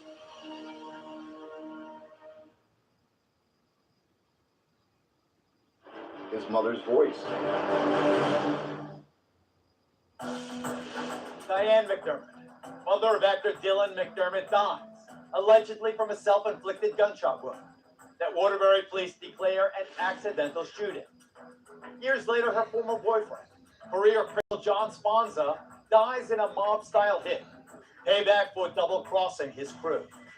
In the 1970s and 80s, an up-and-coming Dylan McDermott, star of television's The Practice and American Horror Story, moves on with his life. But a nagging question lingers in the back of his mind. Did John Sponza have something to do with his mother's death? He was a natural right from the start. Someone saw him doing Biloxi Blues, and then he got his first movie role, Hamburger Hill. In the feature film, In the Line of Fire. It was great for him because he was getting more recognition now because he was actually Hollywood royalty. He's a phenomenal actor. He puts his heart and soul in every part that he has. Over the next 2 decades, McDermott becomes an A-list actor and a Hollywood sex symbol. Well, first of all, he's earned the right. He is an extremely handsome guy. My girlfriends would be like, oh my God, he's so handsome, he's sexy. He did American Horror Story and unfortunately showed his butt. And my girlfriend's like, oh my God, he's gorgeous. But whenever the subject of his mother's death is raised in interviews, Dylan declines to answer. He deflects a lot of those questions. He doesn't want to talk about it. And who could blame him? How could you really talk about something that you really don't know enough about? The death of McDermott's mother must have... In 2010, Waterbury, Connecticut's favorite son, Dylan McDermott, returns to his hometown high school for an event. His sister Robin joins him. And we were discussing things. He was going to write a book or a story about our lives, our mother's life. And we had always had conflicting ideas of what had happened to our mother. And I said to him, I said, I don't believe that she killed herself. That I lived here as a boy, can I come walk through? So a lot of memories came back to him that he had probably pushed aside. Dylan reaches out to the mayor of Waterbury to request a meeting with Chief of Police, Michael Gugliotti. he wants to discuss his supposedly accidental shooting in 1967. And I asked him, well, what took you so long? And his answer was simple but profound. And he just looked at me and he said, in order for me to have lived my life and gotten to where I have gotten in life, I had to bury that deep within myself. I want to know what happened. And he said, and that's why I'm here. I believe my brother, like anyone who has gone through an extreme trauma, cannot do anything they're not ready to do until the time hits them. After some due consideration, the Waterbury police decide to oblige McDermott's heartfelt request. I think as optimistic as we all were and wanted to be, I originally thought it was the longest of long shots. The crime reporter for the local newspaper, The Republican American, Jonathan Shugarts, gets the scoop on the story. Dylan was the catalyst. Dylan was the guy who touched the whole thing off, who was searching for answers. That takes a lot of guts. And it was only because of him that that case got reopened. But when the detectives assigned to this 43-year-old case start their investigation, they immediately hit a brick wall. The entire case file was missing. They go looking for this thing in City Hall and they can't find it. It's not in their own police department. A lot of records were destroyed. I believe there might have been a fire or some water damage. We couldn't find anything. The next step for the investigators was to archive the Waterbury Republican American. They found some articles that were relative to that incident. There was a coroner's inquest into the death, which then led them to seek out a coroner's report. After some digging, Waterbury investigators locate the report, but strangely it poses more questions than answers. One of the things was the fact that Diane was right-handed. The coroner's report indicated that the entry wound to her head was behind her left ear and had exited the right side of her forehead. There was contact residue evidence as well. That was key because it told investigators that a gun had been pressed to the back of her head. But what was also key was the lack of nitrates and nitrites found on her fingertips. So if she just fired a pistol, how come she didn't have any powder on her hands? Diane may have also left the most valuable clue in her own right hand. There was a paring knife found in her right hand at the time of her death.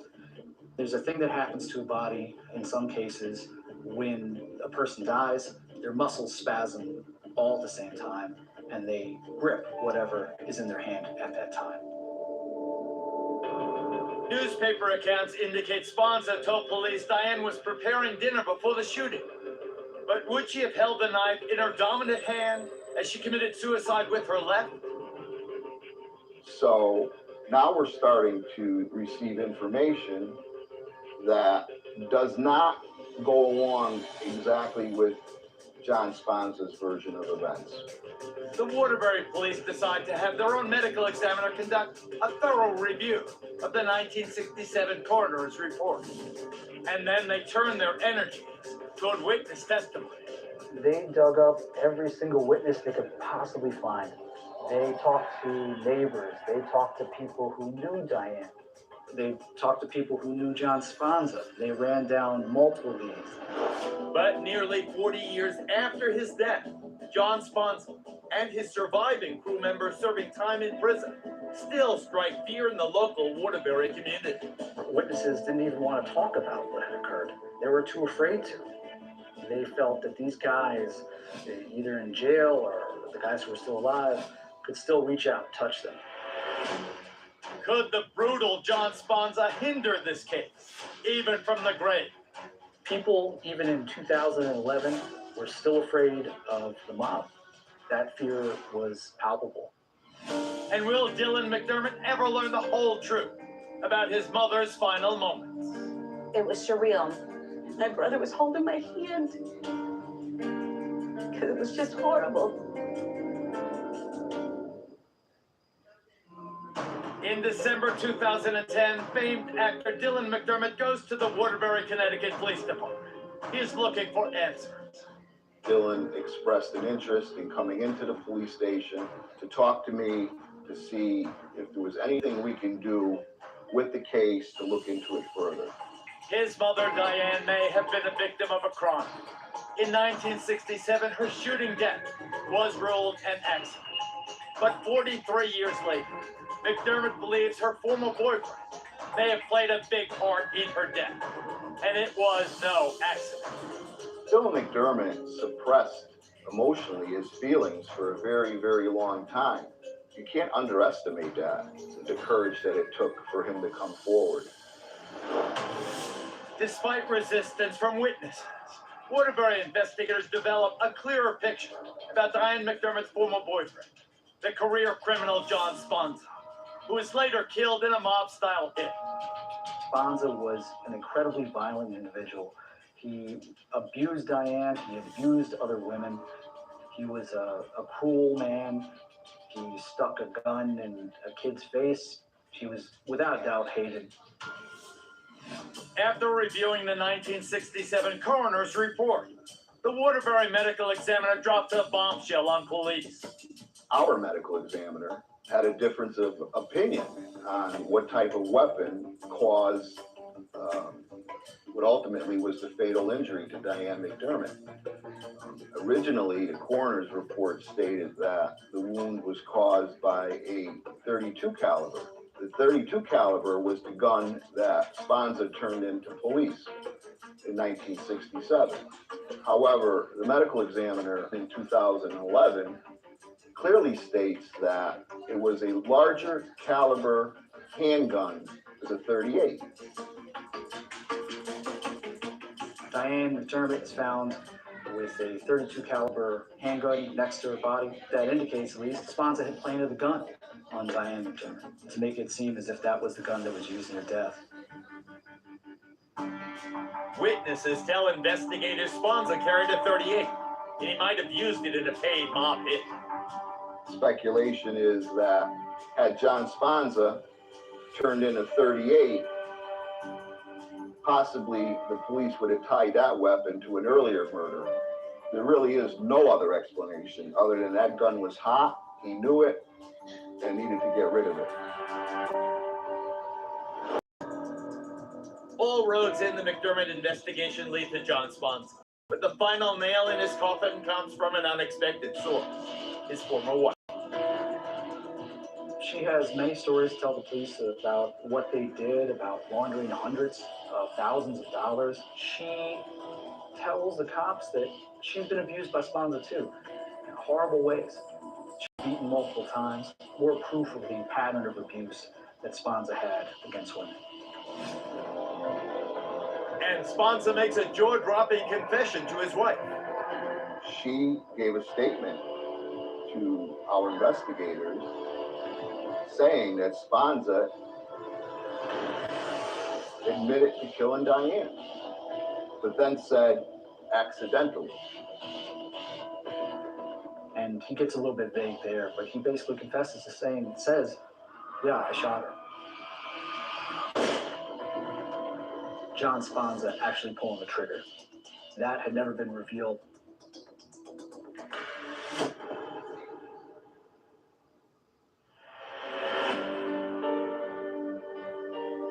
In April 2011, Chief Gugliotti and his team of investigators invite Robin and Dylan McDermott to the Waterbury Police Headquarters.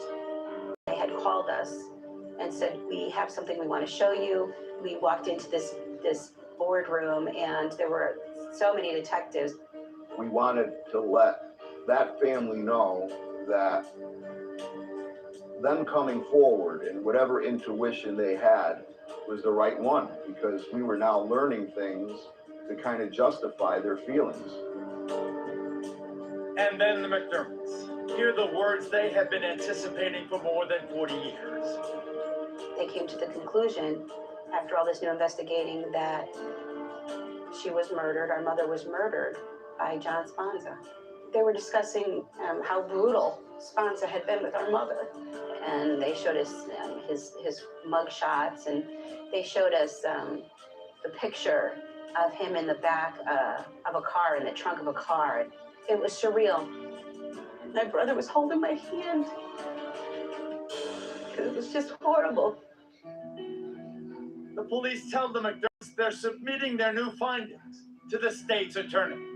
The police decided that they were going to change the cause of death from accidental or self-inflicted to murder.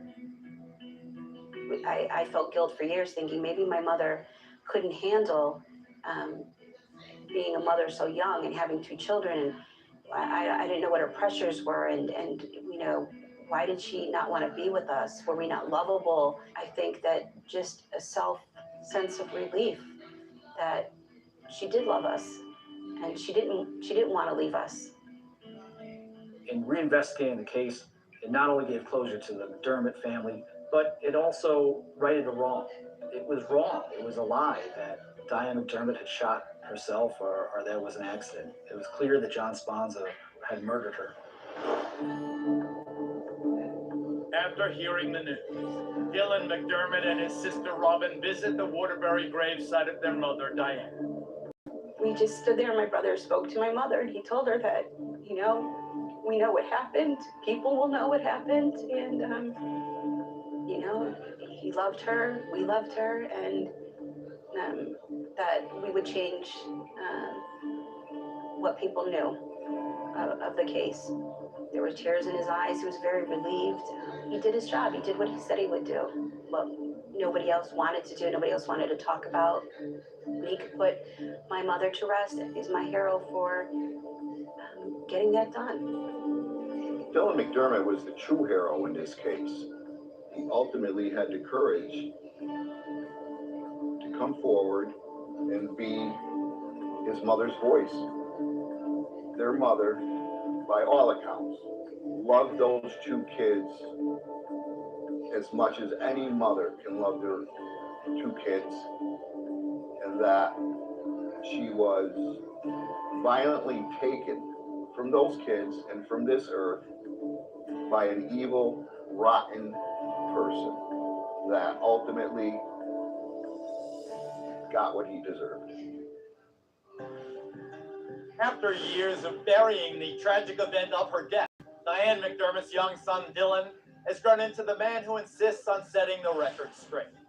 Thanks to the efforts of Waterbury, Connecticut law enforcement, his 2 children are thriving, and he and his sister Robin have set up an art scholarship at their hometown school in memory of their mom, who, were she alive today, could not be more proud of her loving son. I'm Geraldo Rivera.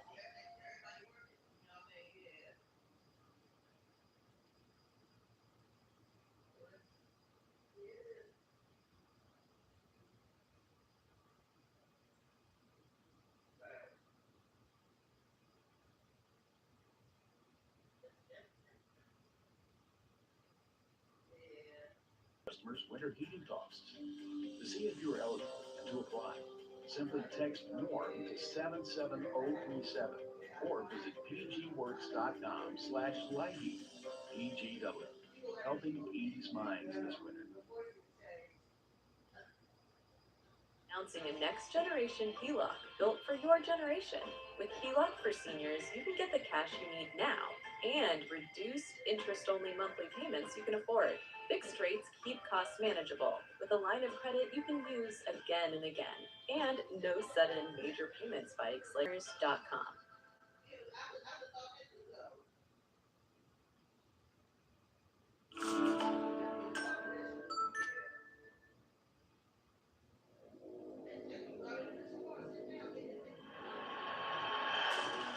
Six-time Emmy Award winner Kelsey Grammer has entertained audiences around the world with his on-screen antics playing Dr. Fraser Crane. But off-screen, his road to fame is paved in heartache when a family member is killed in the Virgin Islands.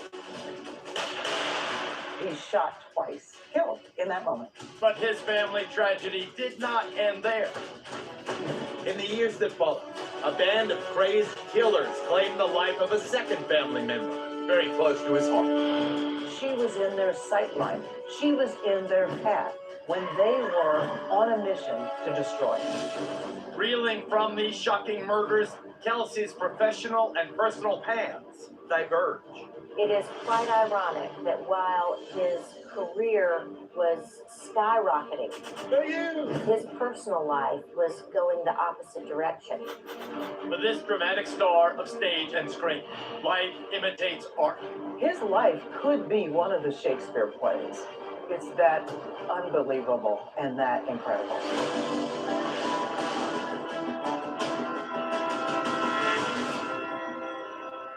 He is one of America's best-known performers. A Shakespearean-trained comedic actor famous for his work in television, theater, and film. But this affable star of Cheers and Frasier is also cursed with a dark and checkered past, as he suffers not one, but two terrible homicides in his family. For this talented actor, the years that follow these horrific crimes are filled with guilt, pain, and suffering. It's said that time heals all wounds, but for Kelsey Grammer, justice for the fallen is his one true remedy.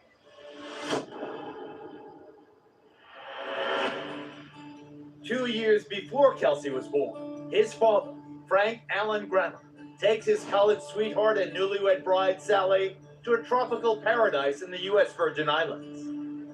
In 1954, Sally and Frank Grammer moved to St. Thomas. It was his dream, and she went along with him. Both natives of the U.S. mainland, the two struggle to adjust to everyday life in the Caribbean. He had a lot of iterations of his dream. He was a barista, a bar owner, publisher of a localized magazine. He didn't settle with one particular occupation.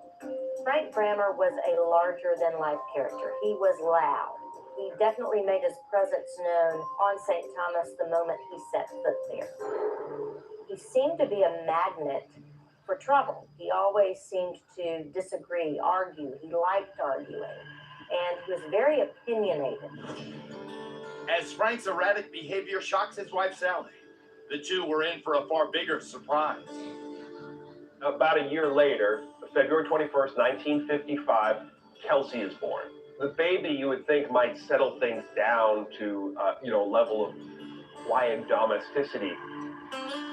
But Frank's just natural inclination to be bigger than life and to never shy away from a fight creates a kind of chaotic life that Kelsey's mother can't cope with. By 1957, things become more complicated as Sally becomes pregnant with her second child, Karen. His mother realized that she was in a toxic relationship, and it was a toxic environment for the young Kelsey. She decided the Caribbean was not the paradise for them. While the tension in Grammer's marriage comes to a boil, Frank continues to make enemies around town. When Sally is pregnant with Karen, there's a fight that breaks out because Frank finds out that one of his patrons has a knife. And then Frank became involved in that incident, and that's where Sally said, this is it, this is enough. This isn't the right place for me or children. And they divorced. After this fight and after their marriage falls apart, she ultimately decides to move back to New Jersey and build a new life, and he stays on the island.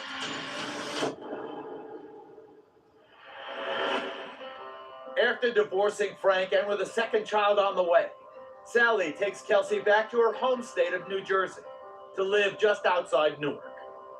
Sally moves back to New Jersey and moves in with her parents, and it's only a few months after they get back, Sally gives birth to Karen, Kelsey's younger sister.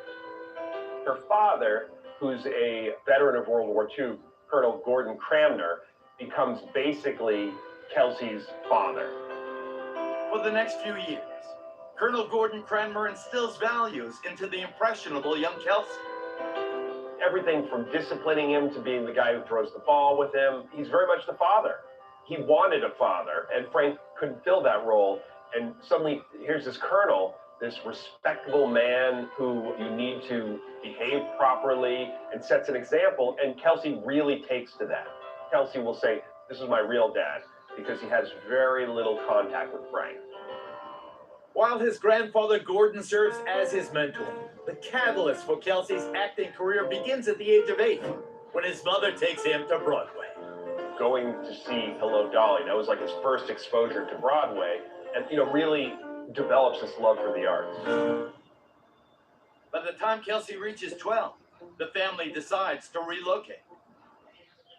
Colonel Cramner finds this amazing property in Pompano Beach, Florida, and the family decides to move. What he's not telling anyone is that he has cancer, and it's very serious. And weeks later, he dies, which is just a crushing and shocking moment for the whole family, and particularly for Kelsey. Suddenly, this father figure for Kelsey is gone, and he's the only man in the household, and he's sort of supposed to assume that role for his younger sister, for his mother. It changes the dynamic. Back in St. Thomas, Frank Grammer was in for far worse. Frank's life, in some ways, it seems like he's rebuilding it or reinventing it. He gets remarried, he has 4 kids, but in reality, it's sort of like different characters, same story. His inability to avoid conflict is going to be a problem.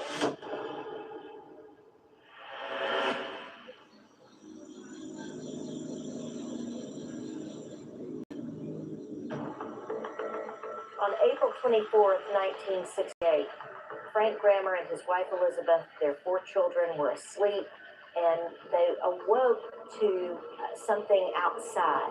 It was a blaze.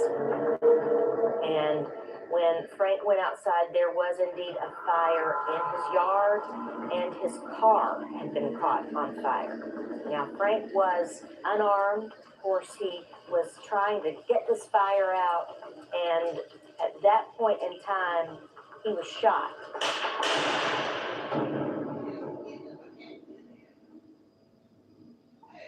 In cold blood.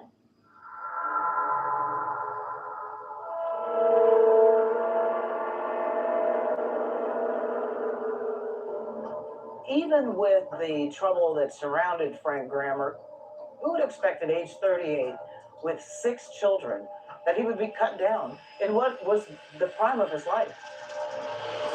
Hours later, local taxi driver Arthur Bevan Niles is arrested for Frank's murder.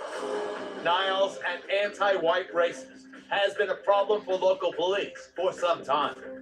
He had graffitied on the side of his taxi cab the words, "Kill the white pigs."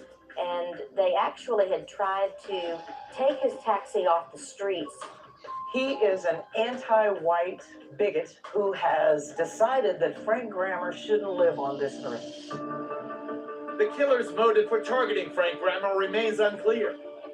But news of this apparent hate crime quickly reaches his estranged family. At this point in Kelsey Grammer's life, he has learned that life is unpredictable. The grandfather that he treasured has died. The father that he sometimes had a relationship was killed. And he develops this belief that life cannot be trusted. Losing Frank in the way that he lost him unexpectedly also established this dread, this feeling that you never knew what was coming, and you never could totally be secure in what you had. To make matters worse, by reason of insanity, Arthur Bevan Niles is later acquitted of Frank Grammer's murder. Kelsey Grammer has faced loss like many of us never see. Here, Kelsey begins to feel a descent into Shakespearean-like grief that will torment him in the years to come. As bad as that was, there was worse to come for him. They were shocked to see just how brutal and gruesome the crime scene was. There was blood everywhere, and this was not something that they saw every day.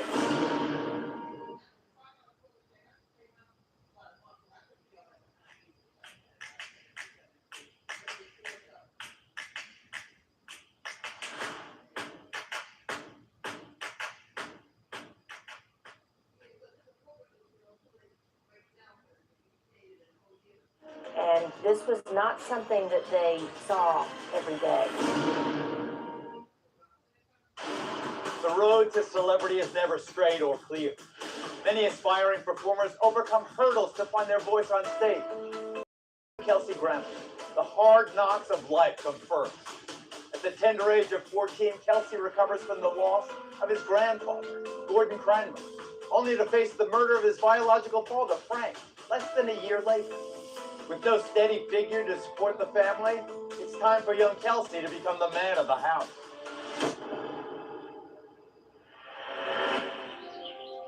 Trying to keep the family dynamic strong, Kelsey develops an inseparable bond with his sister, Karen.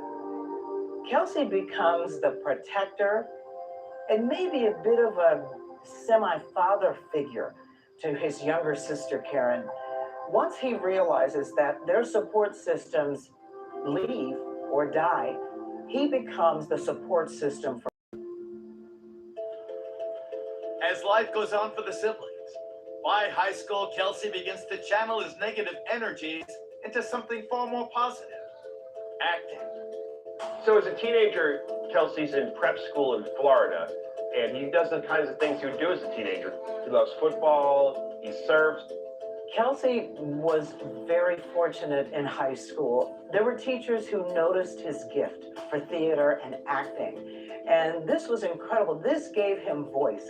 This gave him validation and confidence, and the foundation to an incredible career as an actor.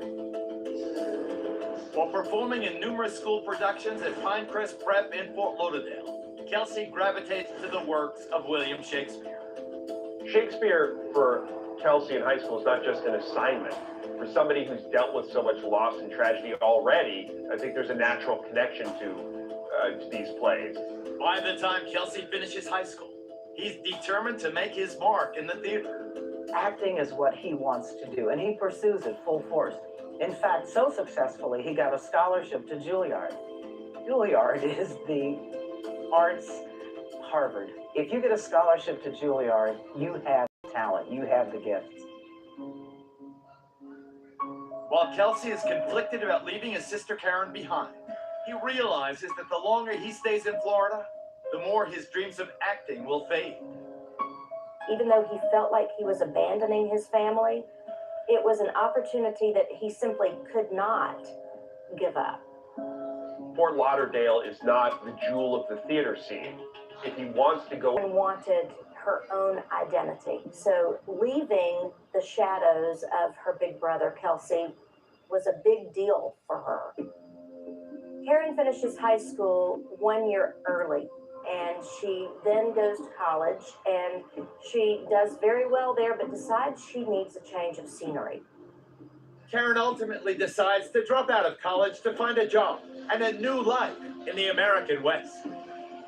She wanted to have her own space, and that space for her was Colorado. She liked the landscape, she liked the people, she liked the mountains, the skiing. So that's where she decided to make her life. As Karen is searching for a new beginning, for Kelsey, life in New York is quickly coming to an end. Juilliard is not the dream that he perhaps imagined. Kelsey struggles in class, he butts heads with his instructors, and in the end, he's actually expelled. He hasn't given up on the idea of becoming an actor, but he heads back to Florida, and really it's about regrouping and figuring out where he's going to go next. By February of 1975, Kelsey returns to his family in Florida, while Karen begins her new life in Colorado Springs. They remain in contact. They talk at least weekly, almost daily at times. They remain connected. And she's really building a life there and really finding her way on her own. She quickly lands a job at a Red Lobster restaurant there, and she makes a lot of new friends. She makes decent money. Karen's blossoming friendships open many doors, and soon she finds a roommate named Pamela. Pamela was a private who was stationed just outside of Colorado Springs, a good girl close to Karen's age, and they hit it off quickly, became fast friends, and decided that they would share an apartment. Karen immediately falls in love with her new surroundings. But as summer approaches, the mountain air begins to heat up, and so does the danger. In June of 1975, Colorado Springs strangely starts to have an uptick in crime after two random men are found brutally murdered, only days apart. But with no eyewitnesses tied to these crimes, all police can do is wait and see if the killer strikes again.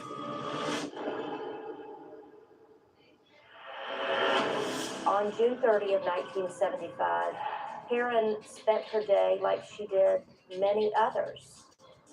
After hanging out at the pool, she decided to go inside and visit her roommate for a while. When Pam decides to go to bed, Karen goes to bed for a bit, but she wakes up like 10 after 11.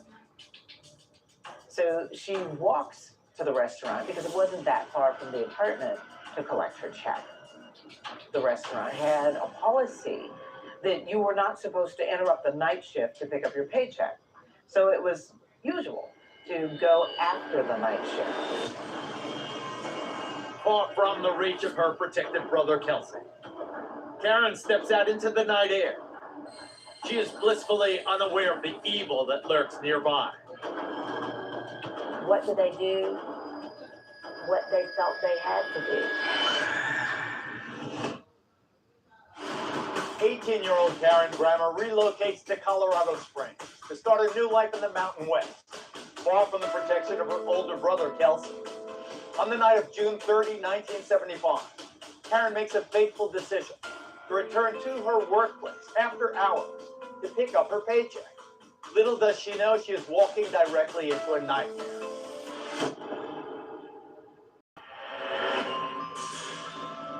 For Karen, this was a normal day in her new normal life. So she walks to the restaurant because it wasn't that far from the apartment to collect her check.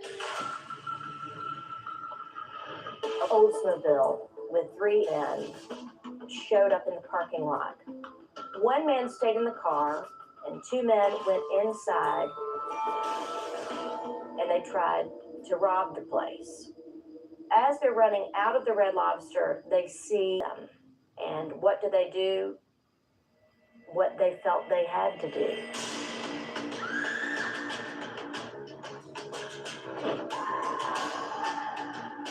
When Karen's abducted, she tries to fight these guys. She really tries to avoid being taken by them. But once she saw a gun, she complied. And they weren't done there. With Karen taken as their hostage, her captor's crime spree is just beginning.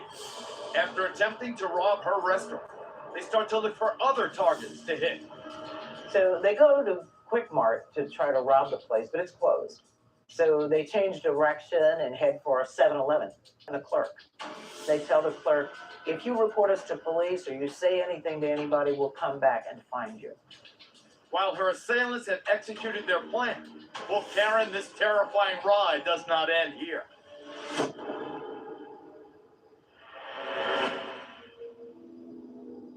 The 3 men take Karen back to their apartment. Her nightmare truly became heinous and unbearable. The first man took her to that bedroom where he brutally raped her for 30 minutes. Once he had his way with her, the second man went back to the bedroom and raped her again. When he was finished, the third had his way with Karen Grammer. In between, they're having conversations about what to do with her because she can recognize all of them. After hours of torture and rape, Karen's captors decide it's time to set her free. She begged them not to kill her. And they made a promise to her that they'd tell her that they're going to let her go. They'd take her to an alleyway. One of the men quickly takes her out of the car and begins stabbing her, while the other 2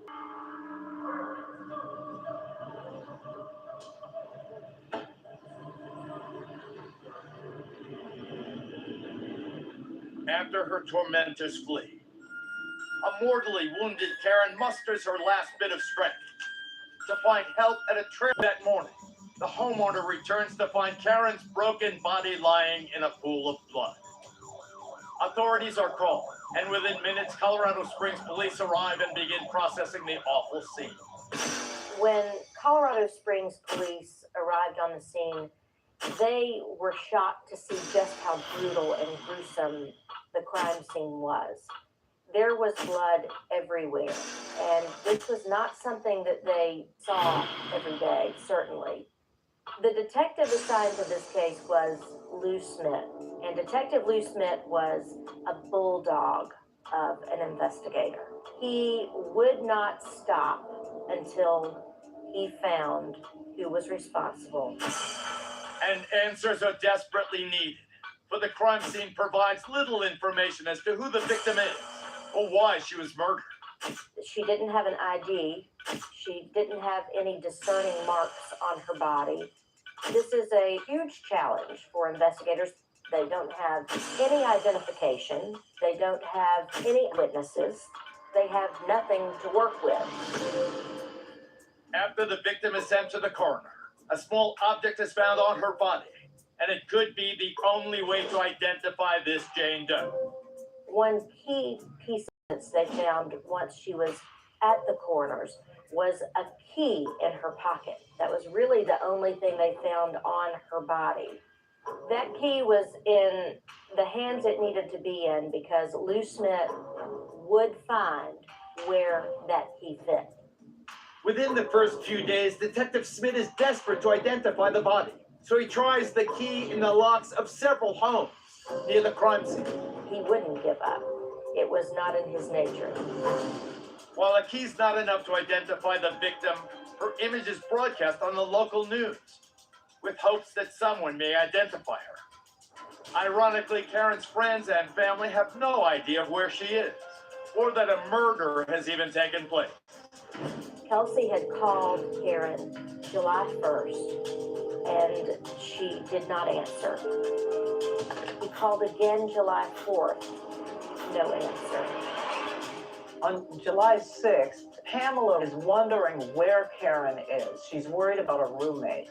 So she calls the Grammars because she knew that Karen was planning to go home or go to Florida for her birthday. So she thought maybe she left. It has been days since they last spoke, and as Karen's sworn protector, Kelsey anxiously awaits her to make contact. Karen was more than his little sister. He had been like a father to her. So when he got the phone call that she was missing, he didn't want to believe it at first. The following morning, her roommate reports her disappearance to Colorado Springs police, and Detective Smith is quick to respond. Detective Smith arrives at the apartment within an hour. When he got to the apartment, he used that key. He had what he needed. Now he knew that Jane Doe was Pamela's roommate, Karen Grammer. Even with his strong feeling that this was the right person, obviously had to get it confirmed. So Pamela went to the morgue to ID the body. Unfortunately, the dehydration that happened to Karen in the meantime disfigured her quite a bit. She thought that that was her roommate, but she couldn't be 100% sure. And Smith needed 100% sure confirmation. Unable to get a positive identification from Pamela, investigators must be certain that Karen is the victim. So police turn to those closest to her. Pompano Beach Police Department showed up at the Grammer home. This was alarming, to say the least, for the family because they had just been told the day before that Karen was missing. Kelsey initially thought that he was in trouble. He still had a glimmer of hope that his sister was okay. All of his hope disappeared when he looked down at that file and saw her name written at the top. On this doorstep, the investigation truly begins. But the truth that lies ahead is far more shocking than anyone could have imagined. There were 2 more murders in Colorado Springs. So this made 5 murders. This was a hell that nobody on this earth deserves.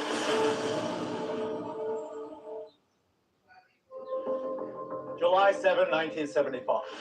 Kelsey Grammer's sister Karen is reported missing for over a week, and her Florida family and friends are in a panic. Across the country, Colorado Springs police find the body of a young woman, ravaged and brutally murdered, but her identity remains a mystery. Then police receive a tip from Karen's roommate. That tip leads officials to Kelsey Grammer's doorstep in Pompano Beach. They are searching for help in identifying a Jane Doe.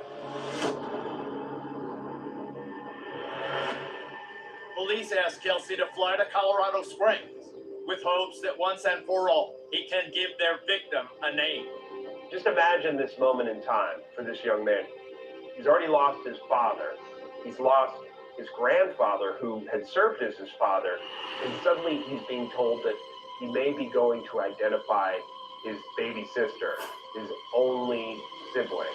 He goes with them to Colorado, and that nightmare is realized. It is the body of his sister. We do know that he felt responsible for his sister's death. I mean, he was her protector, and the moment that she gets out of his physical presence is when the worst happened. Well, the news is devastating to Kelsey and his family.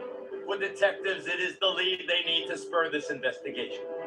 Lou Smith actually drove Kelsey Grammer back to his hotel. And during that time, he made a promise to Kelsey. He even shook his hand and made a promise that he would catch whoever killed his sister. As Kelsey takes Karen back to Florida to be laid to rest, Detective Smith begins ramping up the investigation. So at this point, Detective Smith is able to build a trail. Once he knows that this is Karen Grammer, he is able to find the connection. But as the investigation picks up, the murders continue unabated in Colorado Springs. Just after police identified the body of Karen Grammer, there were 2 more murders in Colorado Springs.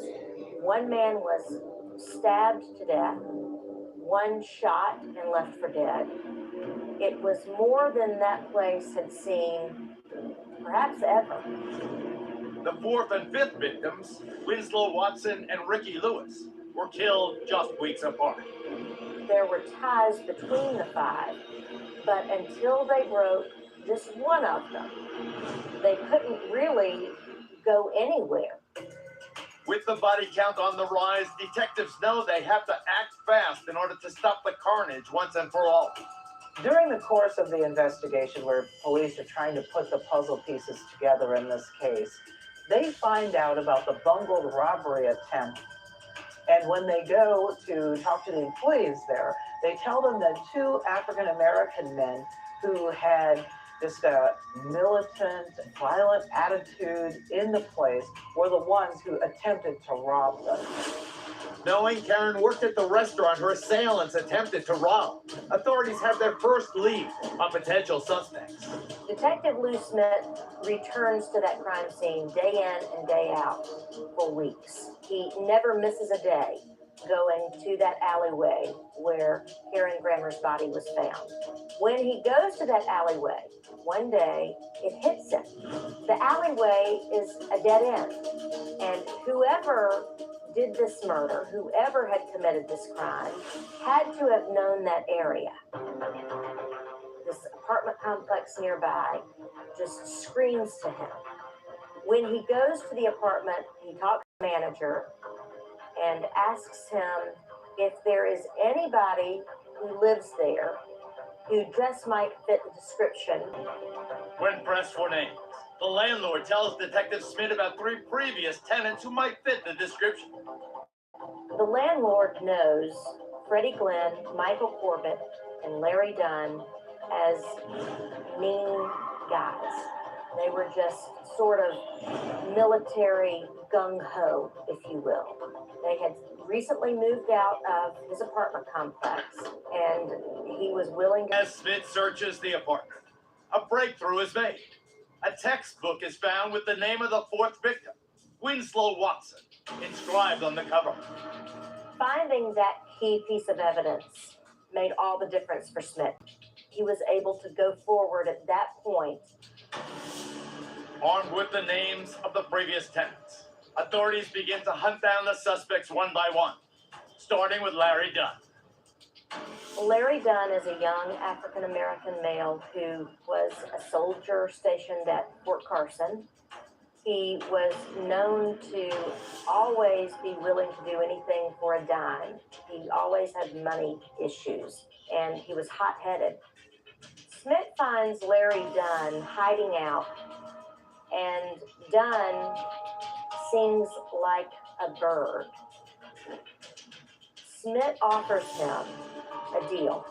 If he talks and turns on his friends, he will get complete immunity. He takes the bait. While in custody of Colorado Springs police, Larry Dunn shares his cohort's story of murder and rape. And he adds a fourth man, Michael Corbett, who sits at the center of these shocking crimes. Freddie Glenn and Dunn had gotten involved with this Michael Corbett. He pretty much had taken control of their minds under the guise of sort of a black militant mission. He was evil incarnate and had been discharged from the army. He actually ran over a fellow soldier just to settle a grudge. Once he was discharged from the army, he tried to get a group of guys together and follow his sick, wannabe killing, robbing kind of ways. And he found fellow friends who wanted to be like him in these other three men. They were teenagers. They were 18, 19 years old. This trio murdered one guy with a bayonet just to see how it would work, how it would happen. They murdered another guy to rob him of 50 cents. Truly, this trio was on a mission to have a crime spree and some sort of psychopathic challenge in killing people, in destroying human life. Well, ironically, Michael Corbett orchestrated the first two murders, but then with Karen Grammer, Michael Corbett was the only one of the four not present during her rape and murder. He was working at the time. As Dunn admits that he and Eric McLeod were involved in the grim events of June 30, he volunteers that it was Freddie Glenn who ultimately took Karen's life. Freddie Glenn, Eric McLeod, and Larry Dunn were the three who took Karen Grammer that night. They are the ones who took her with them to the Quick Mart and then the 7-Eleven that they ultimately robbed. And then back to their apartment where the three of them each had their way with her. And it was Freddie Glenn who took Karen out of the car and slashed her throat, cut her numerous times, so disgustingly that police had a hard time even discussing her wounds. Freddie Glenn bragged about being able to put his finger through the hole in her throat. Dunn's graphic testimony convinces prosecutors to apprehend Eric McLeod, Michael Corbett, and Freddie Glenn for these heinous crimes. With Dunn's help, the three men are rounded up by police and arrested individually over the next 5 months. Justice may finally bring closure to the victims' families. But for aspiring actor Kelsey Grammer, the past will continue to haunt him as he begins his rise to fame and fortune. I mean, how could anyone really move on, ever? His personal life spun completely out of control, just as his career skyrocketed.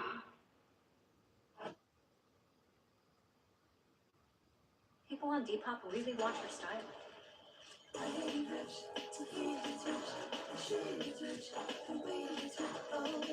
Sell your clothes and make even more money with no selling fees. Download now.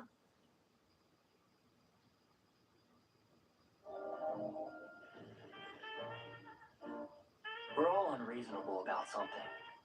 At Maker's Mark, it's creating uncompromisingly delicious bourbon. Handcrafted, consciously made. Maker's Mark. perfectly unreasonable. Friends become crazy. He's not someone who lets things go. Why are you doing this? Because I don't want to hurt you, and I don't know how else to do it.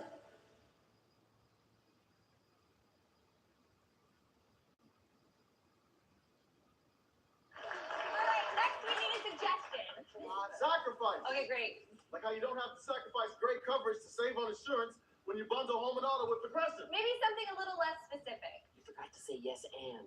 It's like Simon Says for them. Years ago, our founders made a promise to always take care of their own. That promise is still at the heart of everything we do. And why our members know we'll do what's right. Because at USAA, we take care of our own.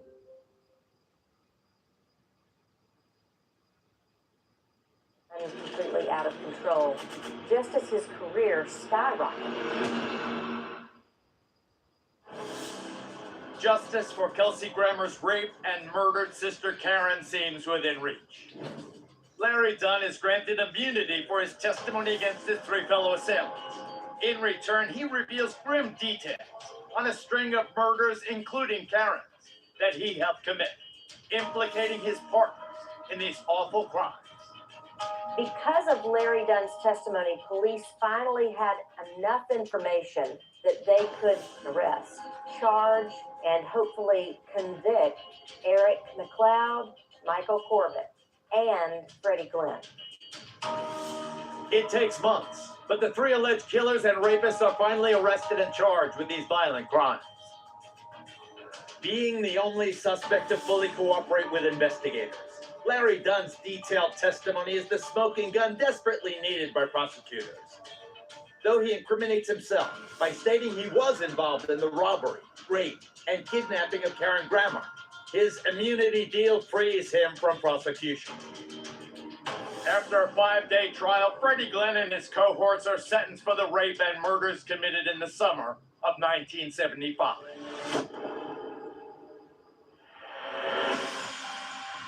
Eric McLeod was sentenced for the rape charges against Karen, but he only served 10 of the 20 years. Michael Corbett was sentenced for 3 consecutive life sentences for the murders. It is Freddie Glenn who is solely found guilty of Karen Grammer's hideous murder. And after deliberation, a jury of his peers sentenced him to death. But this death sentence is short-lived, and it comes as a shock to Karen's family. Freddie Glenn's sentence was commuted to life in prison after the state's death penalty was overturned by the Supreme Court. I mean, that was such a blow for the family, for Kelsey Grammer. Imagine your sister's murderer not being put to death and getting life in prison with the possibility of parole. That was devastating for him. Kelsey tries to pick up the pieces of his life as he continues to pursue his dream of acting.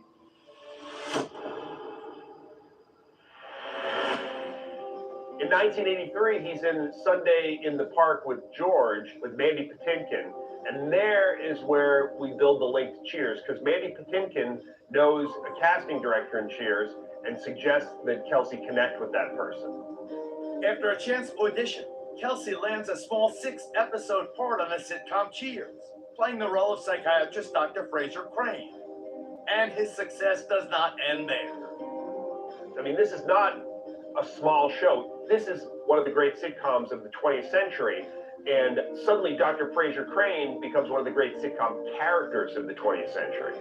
Cheers airs its final episode in 1993, but as one door closes, another opens.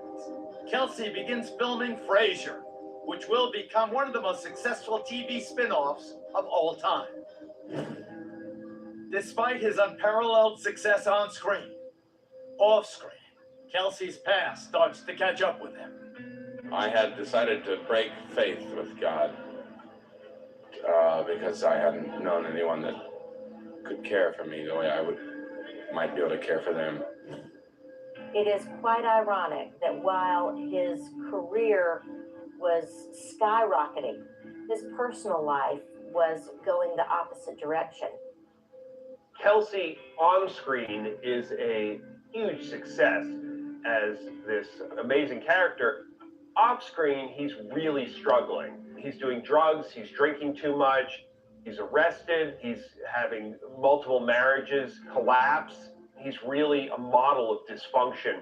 And that dysfunction is driven in large part by these demons that you can trace back to his younger sister and his father and all this unresolved pain that he's gone through.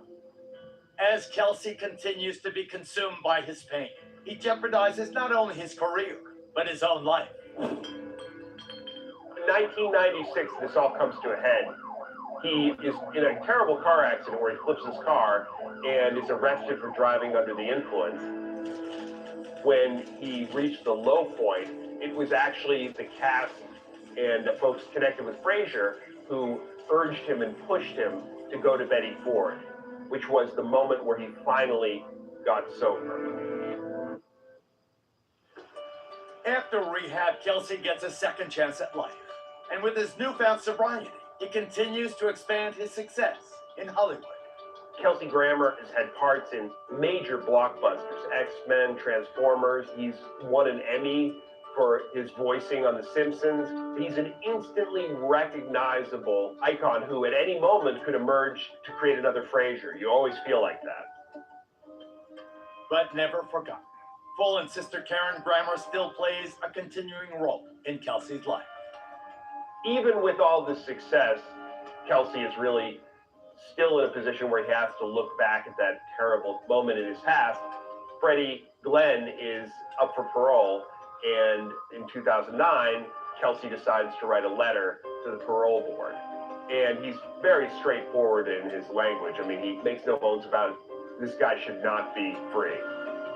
Freddie Glenn's parole is rejected in 2009. But by 2014, Kelsey must confront him again. So this is sort of a torturous clock. Every 5 years, Freddie Glenn's going to be up for parole, and Kelsey's going to have to address that. In 2014, he called into the parole hearing, and his language was different. He said he forgave and was not going to attack him, but that he should not be set free, that Freddie Glenn should not be allowed to see the light of day. After Kelsey's emotional testimony at the parole hearing, Freddie Glenn is denied his freedom and is continuing his life sentence at Fremont Correctional in Colorado. Kelsey Grammer's life is truly tragic in its own right. All of those terrible, heinous, horrific things that have happened to him, he somehow found a way to rise above. To be chosen by the people as someone that they are pleased with is probably the greatest thing that's ever happened to me in my life. Because I spent my whole childhood hoping that someone might say to me I was doing okay. And it didn't happen very often. And so in a weird way, it's just strangely enough, receiving an award from the people, it's a strange way for them to say to me, hey, Kels, you're not such a bad kid. And the only response I really have to that is, wow, hey, thanks everybody, you're not so bad yourself. Celebrated actor Kelsey Grammer has finally found happiness in his personal life with his fourth wife, Kate Wall. He now has 7 healthy children and a grandson. But his thoughts are never far from his fallen loved ones, Father Frank and his dear, forever 18-year-old sister Karen. In the foreword of his autobiography, Kelsey describes his sister Karen telling her friend, I'm not so sure about myself, she says, but I do know this, Kelsey is going to do it all. To which Kelsey replies, Karen, if I haven't done it all, I promise I will still keep trying. I'm World War II.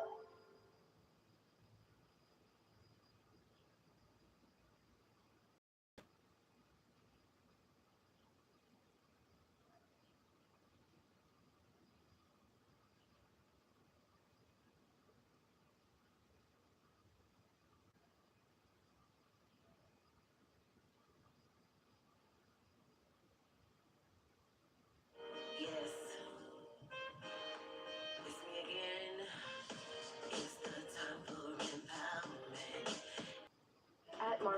our buyers hustle 24/7, so you never have to compromise on quality or price. Why wait for the summer when the world's superstars are already battling? 7 iconic clubs, 0 second chances, and every match is a main event for UEFA Champions League knockout phase. Stream every match live on Paramount Plus. Intimate pH imbalance is a common cause of odor. Wow, really? Vagisil's clinically proven pH balance wash has advanced probiotic technology to help maintain a healthy pH. Nice. For all-day freshness, pH balance wash and wipes.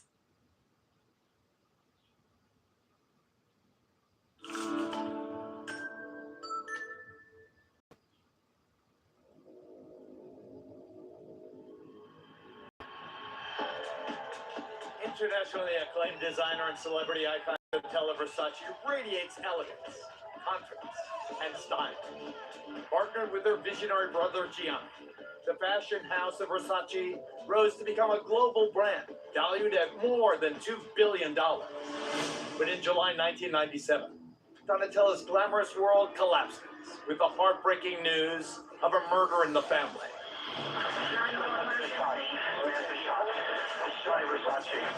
People were absolutely blown away that somebody could have murdered Versace in cold blood. A manhunt begins to find Gianni's murderer. Police quickly learn he's killed before, and viciously. Once he got a taste for blood, there was no stopping him. So the FBI and Miami police throw a security net around the island. By creating these chokeholds, we drove him into a corner. But will this spree killer ultimately escape justice? There is no turning back. He realized he might as well go out with a bang.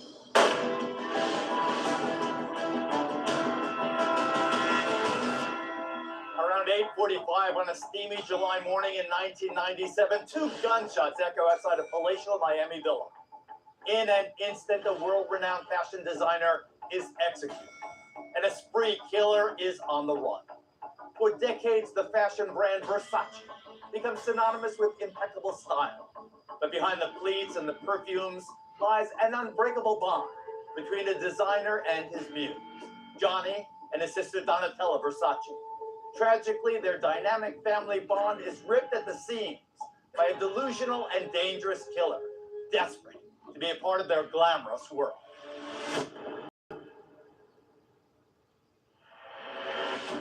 July 15th, 1997. Gianni Versace leaves his Miami Beach mansion and takes his morning walk to the local newsstand.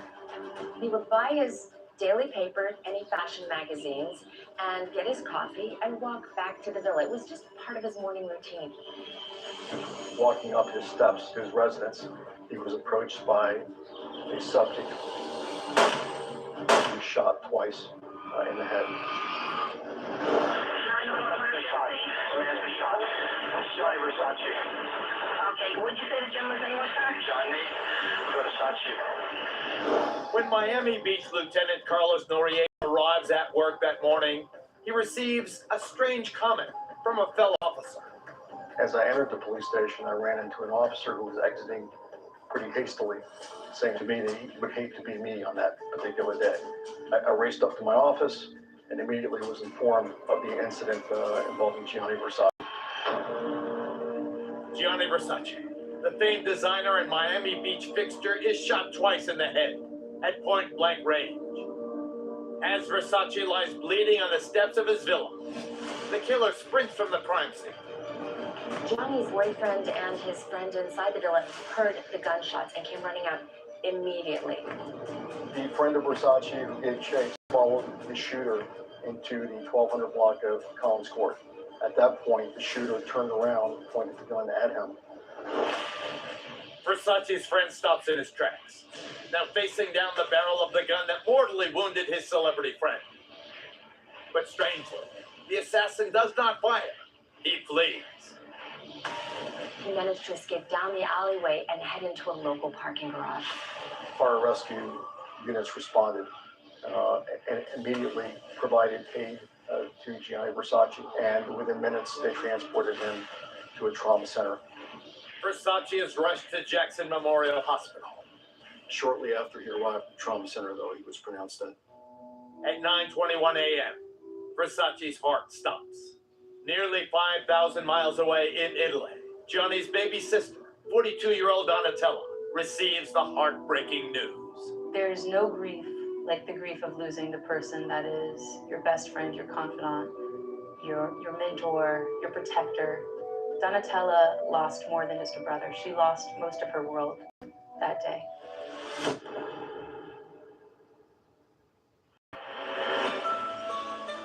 In 1955, Donatella is born into the affluent Versace family in Reggio Calabria, Italy. Her 9-year-old brother Gianni doesn't pursue finance like his father or older brother Santo. Instead, Gianni decides to follow in his mother's footsteps. Johnny's mother was a dressmaker, which is where he learned his trade and his passion for designing. Even his mother was like, you should go outside and then to be in that room with her, touching the fabrics, going shopping for fabrics, seeing the latest patterns. When young Donatella becomes an adolescent, the aspiring designer Gianni sees his first model. It was basically an opportunity to play dress up. He couldn't wear the dresses, but Donatella could. So Gianni basically took Donatella and made her his muse. So whatever passions, ideas, inspirations he had, Donatella tried it on. Donatella walked it around town. Donatella was the one to make sure it actually worked. Gianni takes his teenage sister under his wing and into his world. He took her out to nightclubs and introduced her to this very kind of fast-lane crowd. Gianni was going to some places that no little girl should probably be a part of, but she was safe because she was with Gianni, so she grew up fast. Donatella was a full-fledged woman by the time she was 13. Early on, Gianni sees a counterpart in his baby sister. She had attitude, and that attitude wasn't just something that he enjoyed as being the older brother. It was the inspiration for his designs, and they fed each other creatively. Gianni pushes Donatella to stand apart. He's the one that told Donatella, you're going to do a smoky eye, you're going to be platinum blonde. And there was no turning back. Once Donatella did that, she stood up in the crowd. She became something that other people had to turn their heads and look at. 6,500 miles away, another prize child is born in Southern California. His parents, Modesto and Marianne Cunanan, named their boy Andrew. His father was Filipino, his mother Italian. He was smart. When the family realized that he was gifted, they worked very hard to get him to a prestigious private school. Modesto moves his family to Bonita, a suburb of San Diego, to be close to the acclaimed Bishop's School. And he rewards his adolescent son with something special. So they moved to a house they really couldn't afford. And his father decided that Andrew should have the master bedroom. He was a spoiled, rotten brat. His family basically put all of their eggs in their youngest son's basket. The Cunanans weren't a wealthy family, so Andrew learns to adapt to his new surroundings and his affluent classmates. He was very much a social chameleon. He would study them, pick up on their ways, look at the clothes that they wore, the cars that they drove. And he strove to be exactly like them. And to stand apart, the outgoing Andrew creates his own reality. He had a different story for everything. He said that his father was an Israeli businessman, that his father was also owned all these plantations in the Philippines. He was always presenting himself as extremely wealthy and privileged, but his stories were highly inconsistent. Friends indulge Cunanan at first, but they quickly discover Andrew's not what he claims to be. Everybody wanted to be around him at first, until they realized that he was lying to their face, manipulating them, using them. Everyone knew that he was a pathological liar. He may have been the life of the party, but you couldn't trust him as far as you could throw him. In his late teens, a flamboyant Cunanan openly embraces his sexuality. Andrew Cunanan, as a teenager, never hid the fact that he was gay. He claimed it. He was proud of it. From the get-go, was out there trying to get into gay bars, hanging out with an older crowd. Starved for attention, Cunanan receives a cheeky acknowledgement from his fellow classmates upon his graduation from Bishop's. In the yearbook, he was named most likely to be remembered. At a certain point, these people just didn't take him seriously. And he hated that. He hated not being taken seriously. A fire of resentment starts to build within Andrew Cunanan. The problem with Andrew is that once he got a taste for blood, there was no stopping him. His bloodthirst will be fed across the country, landing right on the doorstep of Versace. And he decided he had to do something big, really big. And there's no one bigger than Versace. I swipe and like. But our thumbs can do so much more. With Miracle Grow, any thumb can be a green thumb. Because what you grow, grows you.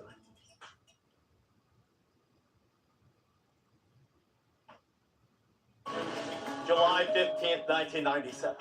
Donatella Versace is shocked to learn her designer brother Johnny is murdered in cold blood outside his Miami villa on Ocean Drive. The police descend on South Beach searching for the escaped murderer, who is armed and dangerous. Authorities know that catching the killer quickly is critical because the victim is a Versace and the world is watching.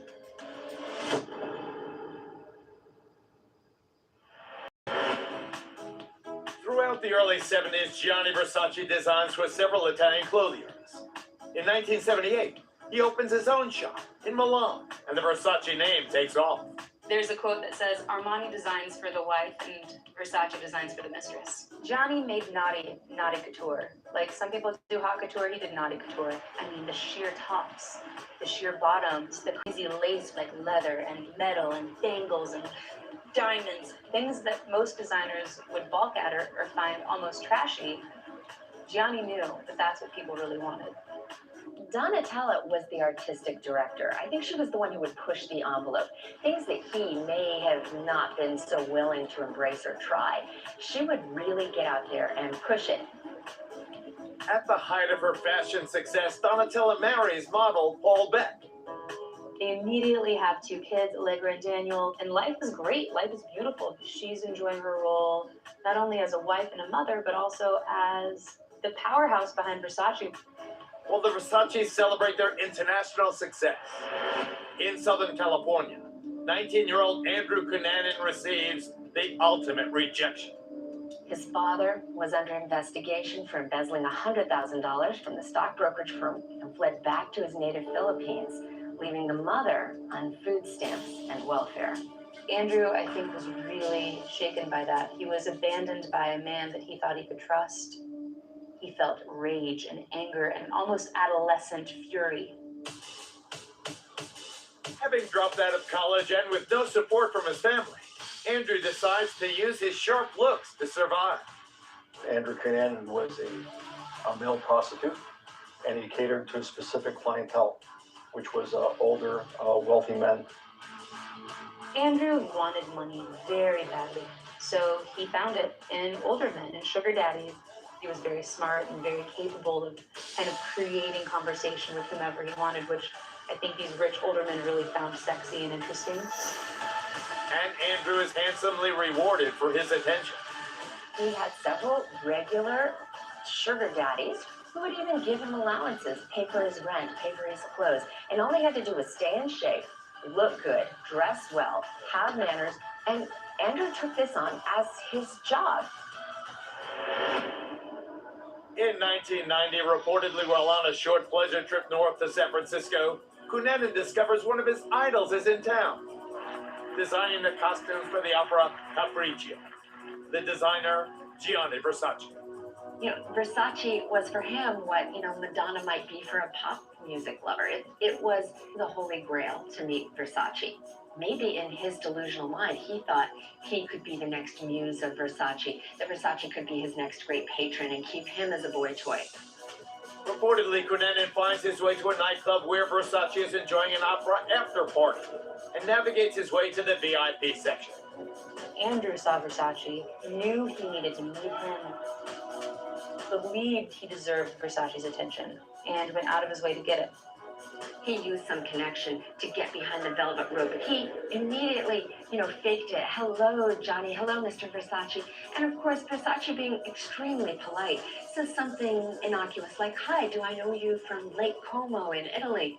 Of course, for Johnny Versace, he's just working the room. He's just being polite to everyone. But to Andrew Cunanan, this is his defining moment in life. In the years that follow living in San Diego, Cunanan befriends a former military officer named Jeffrey Trail. Jeff Trail had been in the Navy. He was a very clean-cut, Midwestern, conservative, religious young man who was trying to explore his sexual orientation. Andrew Cunanan zoned right in on Jeff Trail, befriended him, tried to make him comfortable in his own skin.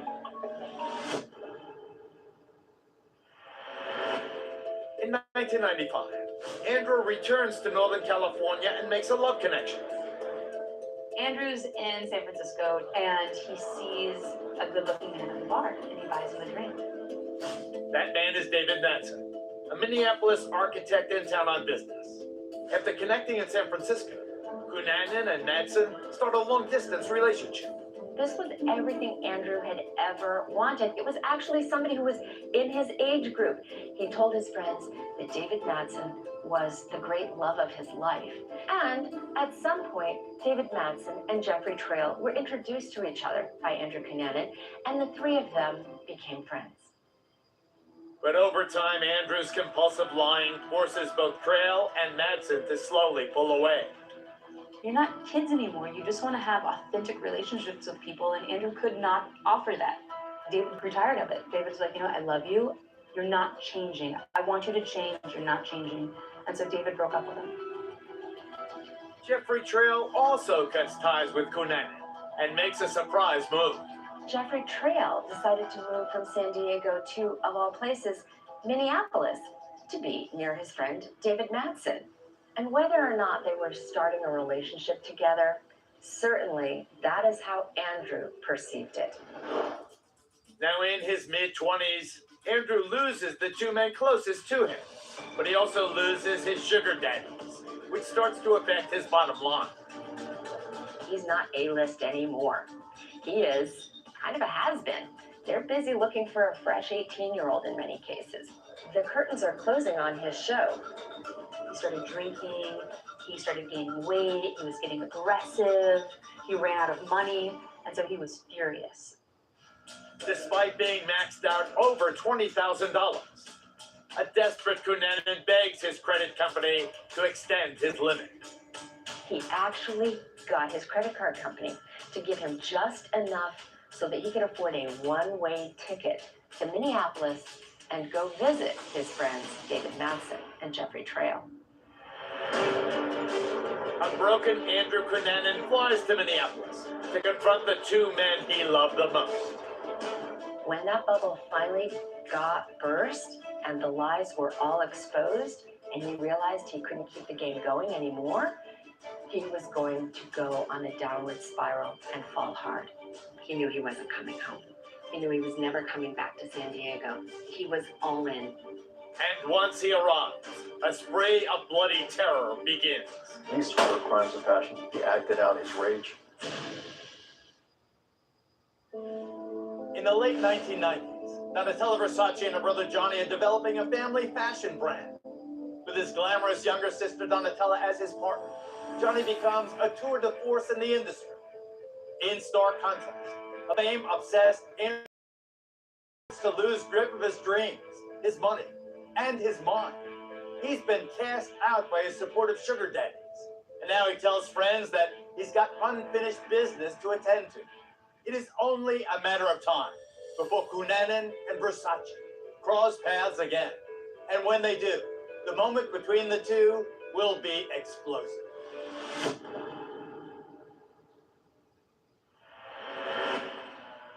By the mid-1990s, the House of Versace stands firmly atop the fashion world as a leader and innovator. The House of Versace basically became the city of Versace. They didn't just do couture, they did perfume, watches, house goods. They have hotels. They have things that you would never imagine. a fashion giant to even think about creating. They were like, what can we do to be bigger, to be better, to be bolder, to be more present in people's lives? The Versaces wanted their hand in every cookie pop. Celebrities worldwide gravitate to the Versace brand, and more specifically, to the face of the brand. Donatella was the face of Versace. Once Madonna met Donatella Versace, the charm, the enigmatic ability that she had to draw you in, there was no turning back. She didn't just dress people like Madonna and J-Lo and Beyonce. She ran with that crowd. She was part of the celebrity circle. And everyone wanted to be with her and be seen with her and wear what she was designing.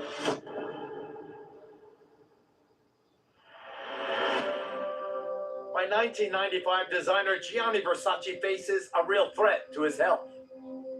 He got a rare form of inner ear cancer. He went into hiding, and so Donatella stepped in, kind of presiding over the company. The weight of the company fell much heavier on her shoulders. Luckily, Gianni got better. One of Johnny's many retreats is Casa Casuarina, a villa he refurbished along Miami's fabulous Ocean Drive in South Beach. They had 8 bedrooms, 10 bathrooms, beautiful pool, garden area, bar, restaurant. Gianni loved South Beach. He thought it was the most incredible, passionate, alive place to be at the time. And he wanted that community to be a part of his family.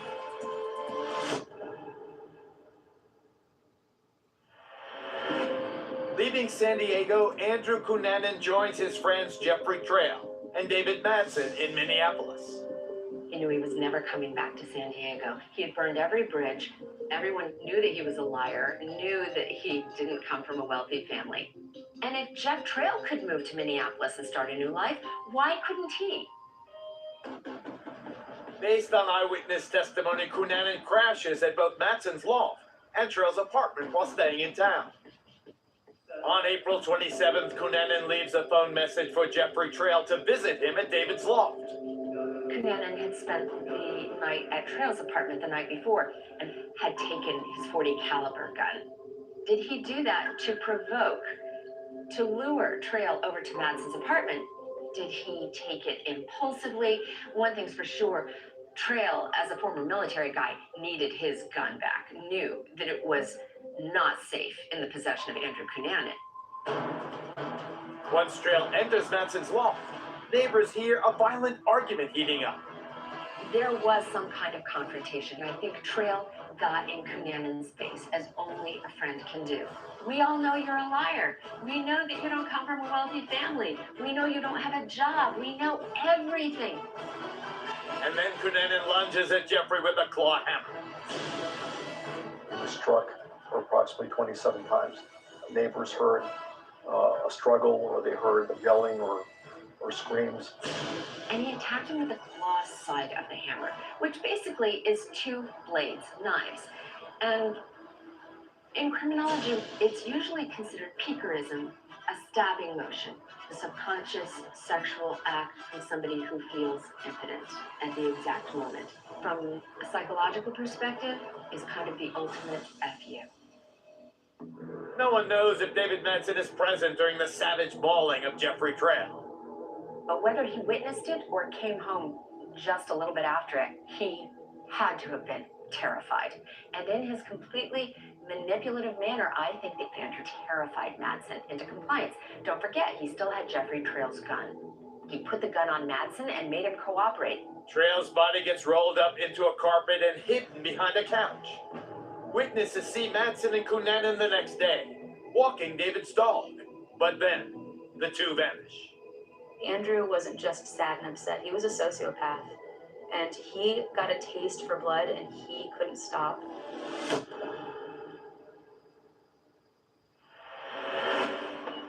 On May 3rd, fishermen at East Rush Lake in Minnesota, about an hour's drive north of Minneapolis, stumble upon the body of David Madsen. David has gunshot wounds to his head, back, and hand.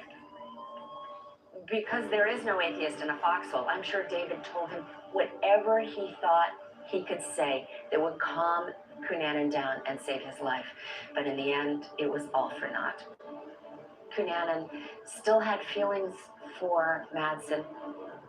In the end, I think he just killed him execution style, expeditiously, because he had to get rid of a witness. I believe Cunanan's state of mind at that point was completely altered. There was no turning back from what he had done. Minnesota cops can now tie Cunanan to these two bloody murders. But Andrews fled the scene. Having stolen Madsen's red Jeep Cherokee, Andrew drives southeast toward the city of Chicago, to the home of Lee Miglin. In the Chicago suburbs, he ends up at the house of a wealthy real estate developer financier, a 72-year-old man who's married and has grown children. Precisely the kind of man that may have been a patron to Andrew Cunanan. Marilyn Miglin, herself a cosmetics executive, returning from a business trip, lands in Chicago. When her husband Lee does not pick her up at the airport, she worries. Alone, Marilyn taxis to her Gold Coast home. She gets home and finds the gate is unlocked and goes into the house, and it's clear that someone has been there, that Lee is a fastidious housekeeper, but the place is in complete disarray. Marilyn finds food scattered around the house, along with cash and personal items missing. But her husband Lee is still unaccounted for, so she calls the police. When officers arrive, they make a horrifying discovery in the Miglin garage. Andrew Cunanan tortured and murdered Lee Miglin in a particularly violent way. He wrapped Lee Miglin in duct tape, including his entire head, almost mummifying him. Andrew Cunanan stabbed him repeatedly with pruning shears and a screwdriver. Much like Jeffrey Trail, this murder is particularly bloody and cruel. He also used a hacksaw to slash his throat. He had a gun. He had used it before. He did not use it in this case. That makes you think there's some motive behind killing a person that way. The Miglin family denies any prior relationship between Lee and Andrew. But since there was no signs of forced entry, police speculate the two men must have crossed paths before. There are no coincidences with Andrew Cunanan. He didn't end up at that house by accident. That is a personal crime. It had to be born of a deep-seated rage. So either Miglin refused to help him or had, in Andrew Cunanan's mind, done him wrong sometime in the past. We'll never know. Incredibly, Chicago police and the FBI catch a break in their search for the elusive Cunanan. They find David Madsen's red Jeep, abandoned close to the Miglin home, and realize Andrew fled the scene in Lee's missing green Lexus. Lee Miglin was so wealthy, he was one of the rare people who had a cell phone in his car. Fancy vehicles that had car phones, the second you turn the car on, you're pinging a cell tower, which means that the police finally have a way to track Andrew. Cell tower data confirms Cunanan driving across Pennsylvania, heading east. The police put out an APB that we are now looking for a specific person, Andrew Cunanan, and he's driving a green Lexus, and he's heading towards the East Coast, probably to New York City. Unfortunately for the authorities, news of the cell phone tracking gets picked up by the press. Andrew Cunanan was either reading the papers or heard some announcement, perhaps on TV or on the radio, that they were looking for this green Lexus that belonged to Lee Miglin. He knew he had to ditch that car. And he decided to do that in a very remote cemetery in New Jersey.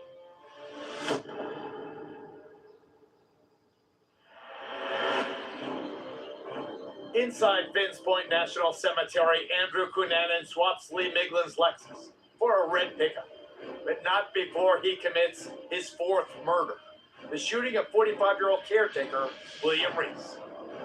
William Reese, he was in his office, found shot in the head, execution style. Miglin's car was discovered at the cemetery, and Reese's car was taken. By this time, Cunanan has killed 4 men. He is no longer in a rage or a panic or in a vindictive mode. He's all business. He knows now the manhunt is on.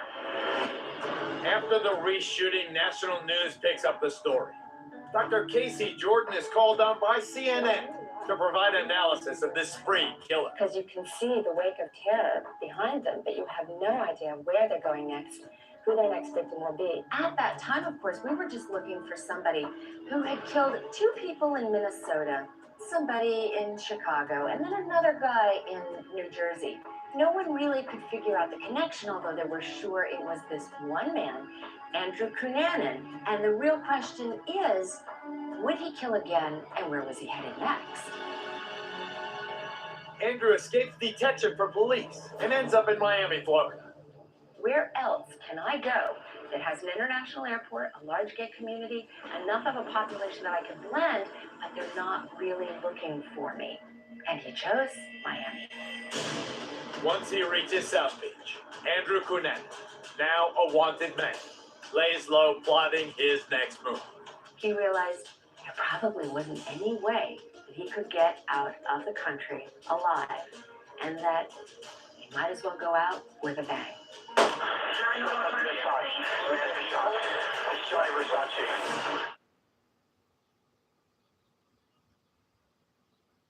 Depop has no selling fees.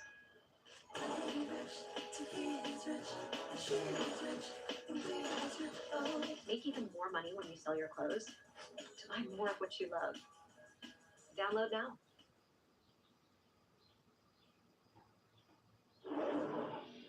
BetMGM dials up the excitement with all your favorite bets, from tip-off to the final buzzer. Bet on any slam dunk, three-pointer, and buzzer beater as it happens. Stay locked into the action with real-time stats and live betting options for any quarter. And cash in on your winning picks, because with BetMGM, it's non-stop action. BetMGM, the sports book where we know how to treat you right. Download the app to bet.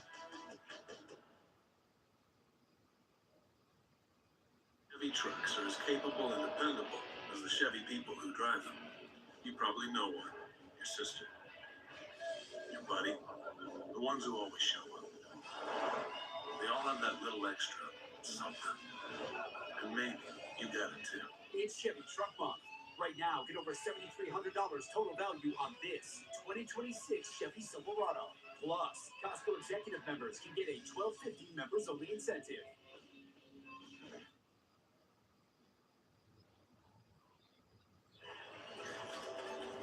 We're thrillionaires. If it's something worth doing, it's worth doing in a thrilling way.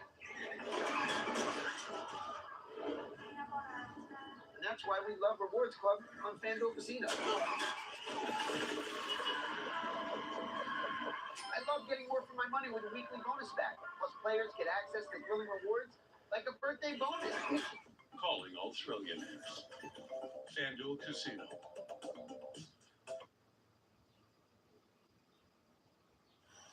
Wake up, you spray tan troll. What's up?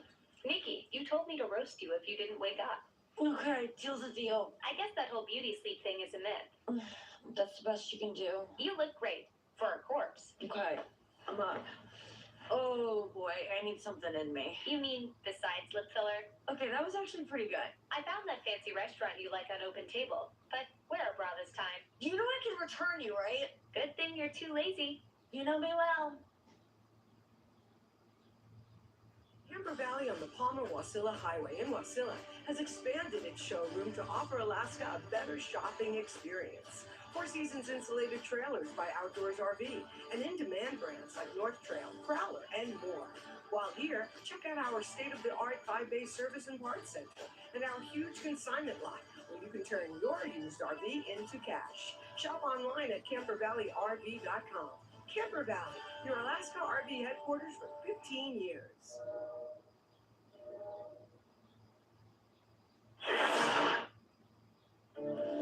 Spree killer Andrew Cunanan is a hunted man.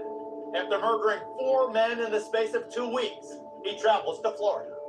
Hiding out in Miami's South Beach, Andrew knows the feds are conducting a nationwide search for him. He's now a desperate character, facing the final chapter of his personal horror story. The only question remaining is, will Cunanan kill again?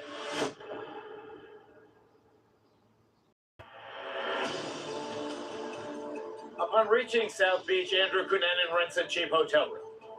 When Cunanan gets to Miami, He goes and stays kind of in a flophouse hotel called the Normandy, about $30 a night. In the weeks that follow, Cunanan moves around South Beach hiding in plain sight. He basically went out at night, stayed indoors all day, going to gay clubs at night and partying and meeting people. For the next 2 months, Cunanan lives largely off the money stolen from the Miglin house, and he continues to evade capture. He's put his thumbprint down at the pawn shop where he sold Lee Miglin's coins. He checked in to the Normandy Hotel with his ID. Nobody was realizing he was in their midst. In June, Cunanan makes the FBI's 10 Most Wanted list, and the television program America's Most Wanted does a feature profile about Cunanan's killings, and he is quickly spotted by a fast food worker. 911, please. Yes, hello. This is February 6th. I'm not sure, but I think I seen this guy that I saw in America's Most Wanted, man. This is no joke. Police responded that before we arrived, he had left the restaurant. We've missed opportunities. That was certainly an opportunity to catch him. In July, the summer heat is bearing down on Andrew Cunanan. What was his next step? Was he thinking of trying to get on a plane at the Miami airport? Could he use his real passport? What was he going to do next? He realized there probably wasn't any way he could get out of the country alive, and that he might as well go out with a bang.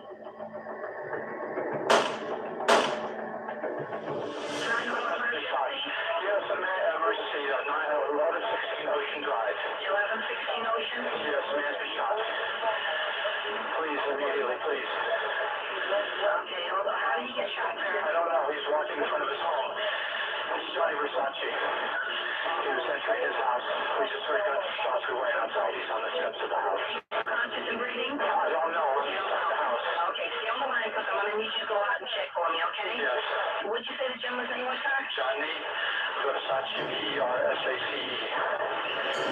Radio transmissions were coming into our communication center, and also phone calls were being received at the same time. I would say within a minute of the shooting, give or take, our officers were on the scene. The crime scene included several items that belonged to Mr. Versace, including his sandals, the newspapers that he bought, his keys that were still in the keyhole of the gate. People were absolutely blown away that somebody could have murdered Versace in cold blood right outside of his home. Even after he was taken away, people stayed there. They stopped outside the steps. They brought candles and flowers. The tragic news soon reaches the Versace family in Italy. Once he was actually pronounced dead, Donatella got the phone call in Italy. Donatella then immediately gets on a plane and flies to Miami. Hours after the shooting, in a Miami parking garage, the police find the red truck belonging to William Reese, Andrew's New Jersey murder victim. Cunanan has left a wealth of damning evidence behind. A pile of clothes that was left discarded. We found items belonging to William Reese, some other forms of ID. Found some items that belonged to Miglin, including, I believe, the Lexus key. These were not mistakes. He wanted everyone to know, I am Andrew Cunanan. I am the guy you can't catch. You found William Reese's truck. It's been here for a month and you didn't even know I was here. A law enforcement net descends around the island to catch a killer. We had canines to do searches. We also had aviation support. As the authorities ramp up their search for Cunanan, the press converges on Miami. The story is followed closely by media outlets worldwide. I remember when CNN called me and said, remember you've been covering this crime spree of the 4 men? They believe that guy just killed Versace. And I remember dropping the phone and going, that's impossible. In criminology, this doesn't happen. A spree killer killing a celebrity just to become famous. And that kind of new baseline, the fact that we were seeing something that we'd never seen before, the media covered it constantly. How the spree will probably end is going to be either a police shootout or a suicide, which is more typical of a mass murderer. The police have Miami on lockdown for 8 days. Cars on the island are searched, leads are checked, and an armed presence can be seen on the streets. It was a 24/7 operation. We had significant amounts of personnel and resources that were deployed throughout the city by creating these chokeholds, by having visibility, checking suspect vehicles and persons. I believe we drove Andrew Cunanan into a corner. So Andrew finds a houseboat that isn't being used, and he jimmies the lock and he breaks into it, and he's living there, hoping that this will die down, hoping the helicopters will go away, that the FBI will back off. Now splashed across every news medium, Cunanan's story is being broadcast to the world. I've interviewed enough killers to know that after they kill, they go and watch TV. 20 years ago, there wasn't social media. There wasn't Facebook or Instagram. All of your fame was on the 24-hour news networks and in the newspapers. The elation of all the attention that he's getting, watching the news, reading the papers, going, I did it. Look at how famous I am. But Andrew Cunanan's glory days are numbered. By the time that he killed Gianni Versace, he was a wanted man, and that he was running out of time. Later, Donatella Versace's world will come crashing down. She spiraled, and she spiraled fast, and she spiraled hard.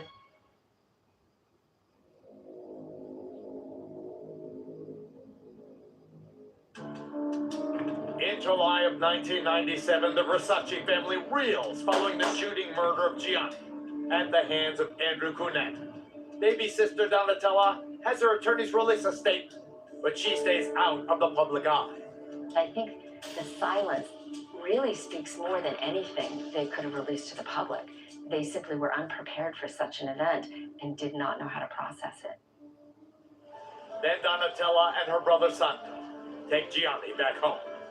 And home was Italy, and they wanted to go home with their brother. The easiest and fastest way to get him home was to cremate him, which is not exactly a tradition. The Italian tradition is to have an open casket.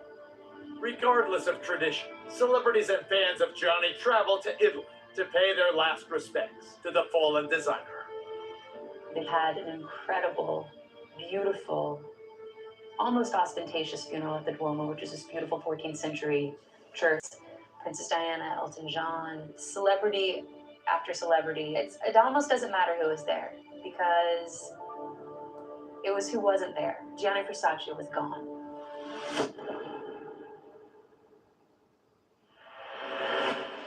After 9 days of searching for Cunanan, the Miami authorities receive a strange phone call. On July 23rd, a call came in from a caretaker that was responsible for watching a houseboat located at 5250 Collins Avenue. When that call came in, my first thought was, I think this is going to be the one. We had received information that Andrew Cunanan was spotted in that area on a couple of separate occasions.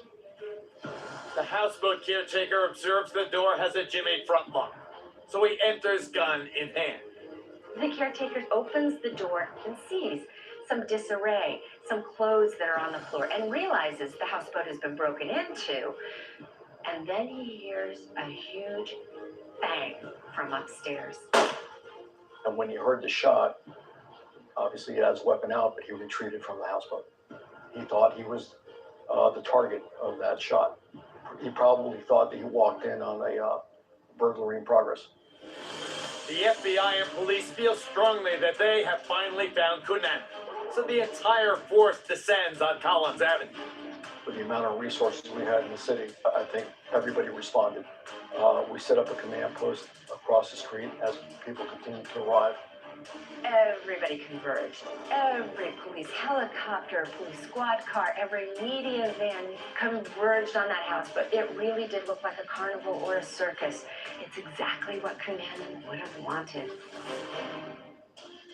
Police first call for the houseboat intruder to come out and surrender. The attempts that were made had everything from PAs to bullhorns to hostage negotiators to landlines and a hard line that was actually tossed into the boat. There were multiple attempts to try to make contact with the person inside that boat. After hours of waiting, the police fire tear gas into the house, and then they wait some more. Another 30 minutes went by. Another round of gas was deployed into the houseboat. Shortly thereafter, the SWAT team made entry. Upon making entry, when they got to the second floor, that's when the body of Andrew Cunanan was found on the bed. Cunanan lies dead of a head wound fired using Jeffrey Trail's handgun. The same weapon used to kill David Madsen, William Reese, and Johnny Versace. Cunanan definitely didn't want to go to prison. The ultimate control was taking his own life. The attention he was seeking, he got. We gave him all the fame that he was craving. And in the end, the director, the control meister, kind of had the upper hand. Tonight, all across the nation, our citizens can stand down, breathe a sigh of relief. The reign of terror brought upon us by Andrew Cunanan is over. His reign of terror was over. He wasn't going to kill anybody else. At the same time, the opportunity to learn more about him, his motives, his rationale to do these horrific things, those opportunities were lost. And that was a tough pill to swallow. Cunanan being dead probably brought Donatella Versace absolutely no peace. And certainly the media circus brought her a lot of grief, more grief than she could bear. In the days, weeks, and years that follow, Donatella Versace mourns her brother's untimely death. A huge part of Donatella died that day that she'll never get back. She spiraled, and she spiraled fast, and she spiraled hard. Donatella turns to drugs and alcohol to numb her pain. Her anguish takes a toll on her immediate family. Unfortunately, when you close yourself off from the world, you close yourself off from healing. And her husband, Paul Beck, could not reach her. And they divorced not too long after Johnny's death. She fell into a deep depression. It's extremely hard to maintain a relationship or a marriage in the face of such devastating grief. But in 2004, Versace seeks treatment for her addiction, and her life starts to turn around. She threw herself back into the Versace brand, threw herself back into her family, threw herself back into everything that would have made Johnny proud. I was like I knew everybody was looking at me and tried to compare me to Johnny, but you cannot compare me to Johnny. Johnny was Johnny. Nobody else ever could have been like me. So I need to find my own voice. Donatella can stand on her own 2 feet. She's a warrior. She's powerful and creative. She's unstoppable. Found it out your outfit, honey. Versace. I saw Donatella with it, and I had to have it for the Grammys. She's just not iconic now. She's almost a deity. Her martyrdom for having survived the murder of her brother with grace and class and managed the inner turmoil and darkness, we worship her. There will never be another Donatella Versace. Donatella Versace is quoted as saying, "My brother was the king and my whole world had crashed around me." Despite the pain she suffered after her brother's tragic death, Donatella picks herself up and continues to soldier on with her fabulous career. She cultivates personal relationships with top celebrities like Madonna, Lady Gaga, Beyonce, Jennifer Lopez, and Kendall Jenner. With her family and designing team by her side, Donatella Versace thrives as an international fashion icon, a fixture in pop culture, and a champion of ageless beauty and style. I'm Earl Dorothy.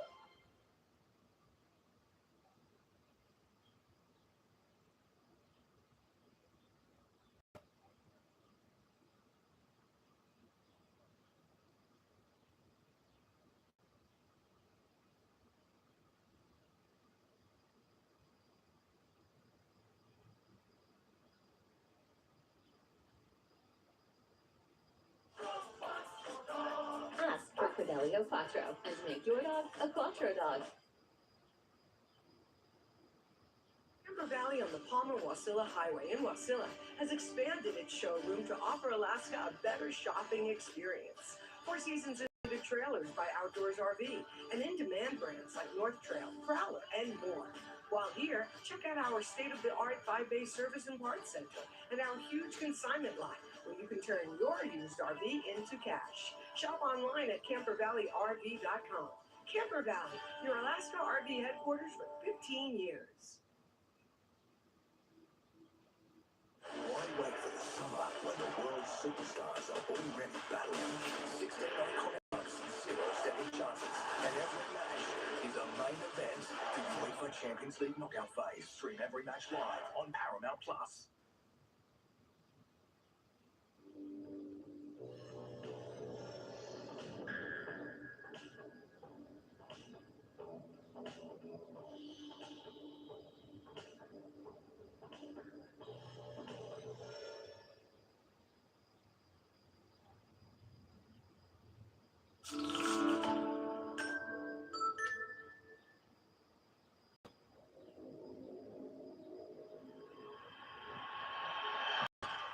Seasoned actor and Academy Award nominee Woody Harrelson has captivated film and television audiences with this special mix of southern charm and gritty performances. But lurking just under the surface of Woody's bright career lies a dark and troubled past, filled with violence, corruption, and multiple murders. Perpetrated by a member of his own family. Sensational crimes that stunned the nation. The title was given of this investigation as the crime of the century. But for this Hollywood star of stage and screen, Harrelson blood proves thicker than water. He admits himself, he comes from a killer. He comes from a man who made his living taking the lives of other people. And sometimes, when there's murder in the family, true crime is stranger than fiction.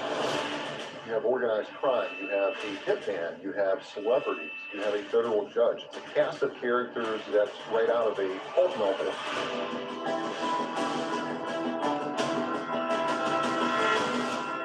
Acclaimed actor Woody Harrelson first reaches a nationwide audience playing Woody Boy on the NBC sitcom Cheers.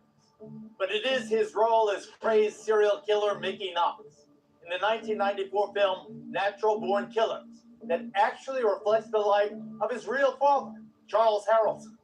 Over the course of decades, Woody's dad is implicated in multiple murders, and the sins of the father cast a dark shadow over the famous son.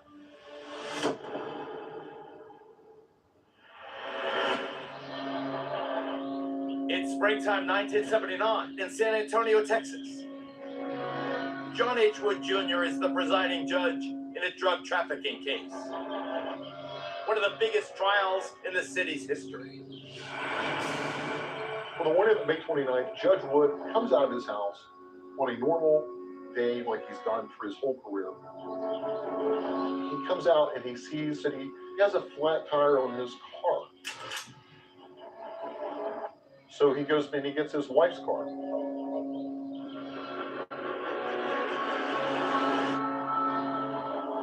At one point, you hear this shot being fired. It was a very loud shot. It echoed. It was a suburban neighborhood. And the next thing you know, Judge Wood is face down on the ground. This is unprecedented. It has never happened before in American history where you have a sitting U.S. judge gunned down in his driveway. Within minutes, law enforcement officers arrive on the scene and pronounce the judge dead. News of Wood's murder sends shockwaves through American law enforcement. He's the first sitting federal judge to be assassinated in the 20th century. Wood's death launches one of the largest statewide manhunts for a hitman since the assassination of President John F. Kennedy. The assassination of Judge Wood was called the crime of the century. It was a crime that mandated a solution. Millions of dollars flood into Texas to solve this murder case. But the primary question of the crime remains elusive. Just who would want Judge Wood killed?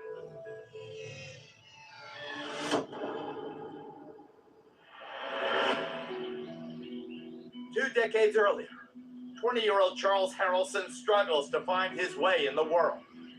He did a brief stint in the U.S. Navy, and then when he got out, he took a trip and was on a plane coming back from Mardi Gras. On that plane was a secretary who caught his eye. That 20-year-old secretary's name is Diane Oswald. Minutes after meeting Charles, she swept off her feet. Charles had a gift of gab, a short conversation led to an infatuation. They fell in love immediately. After their chance encounter, Charles and Diane marry just 10 days later, but their honeymoon is short-lived. The newlyweds take up residence in California, and Charles is going to provide for his new family. He sells encyclopedias to make ends meet. However, the encyclopedia market wasn't sufficient to provide for his needs and the needs of his new wife. So he turns to some petty crime. By 1960, Charles is arrested for armed robbery and sentenced to 5 years in prison. But Harrelson maneuvers to have his sentence reduced. What Charles does, he becomes essentially a cheese-eating rat or a snitch or informant for the law enforcement folks, to the point Charles actually wore a wire and gained recorded conversation with a murderer cellmate of his. His prison sentence was dramatically cut down from the 5-year sentence where Charles was released. Searching for a fresh start after his prison stay, Charles and his wife Diane Harrelson relocate to Midland, Texas, to escape his tarnished reputation. The couple makes their way in Texas. Pretty soon after, Diane realizes that she's expecting. In 1960, the Harrelsons give birth to their first son, Jordan. The family continues to expand with the birth of sons Woodrow in 1961 and Fred in 1963. As the Harrelson family grows, Charles does his part to provide for his growing family with legitimate means. He's a salesman of dental equipment, and he's able to do whatever else he can to make ends meet. The family seems to be doing well at this point. As a boy, middle son Woody aspires to wear a badge someday. Young Woody had a childhood filled with dreams of becoming a policeman or a G-man of some sort. That was attractive to the young boy Woody, who was watching TV shows and idolizing lawmen as perhaps models for his own life. Ironically, as young Woody dreams about a future in the law, his father Charles turns to vice. Charles found fatherhood too restrictive. He did not want to be a family man. Charles was more comfortable in the gambling houses than in his own house. 7 years was not the lucky number for this marriage. Diane had been tired of Charles's ways, and she lets him know, we're done. In 1965, Diane divorces Charles Harrelson and takes custody of their 3 sons, Brett, Jordan, and 4-year-old Woody. Now on his own, Charles relocates to Houston to pursue his longtime dream of being a professional gambler. Charles pretty much is free reign to do what Charles likes to do, which is eating out in these smoky bars. Charles was a fabulous card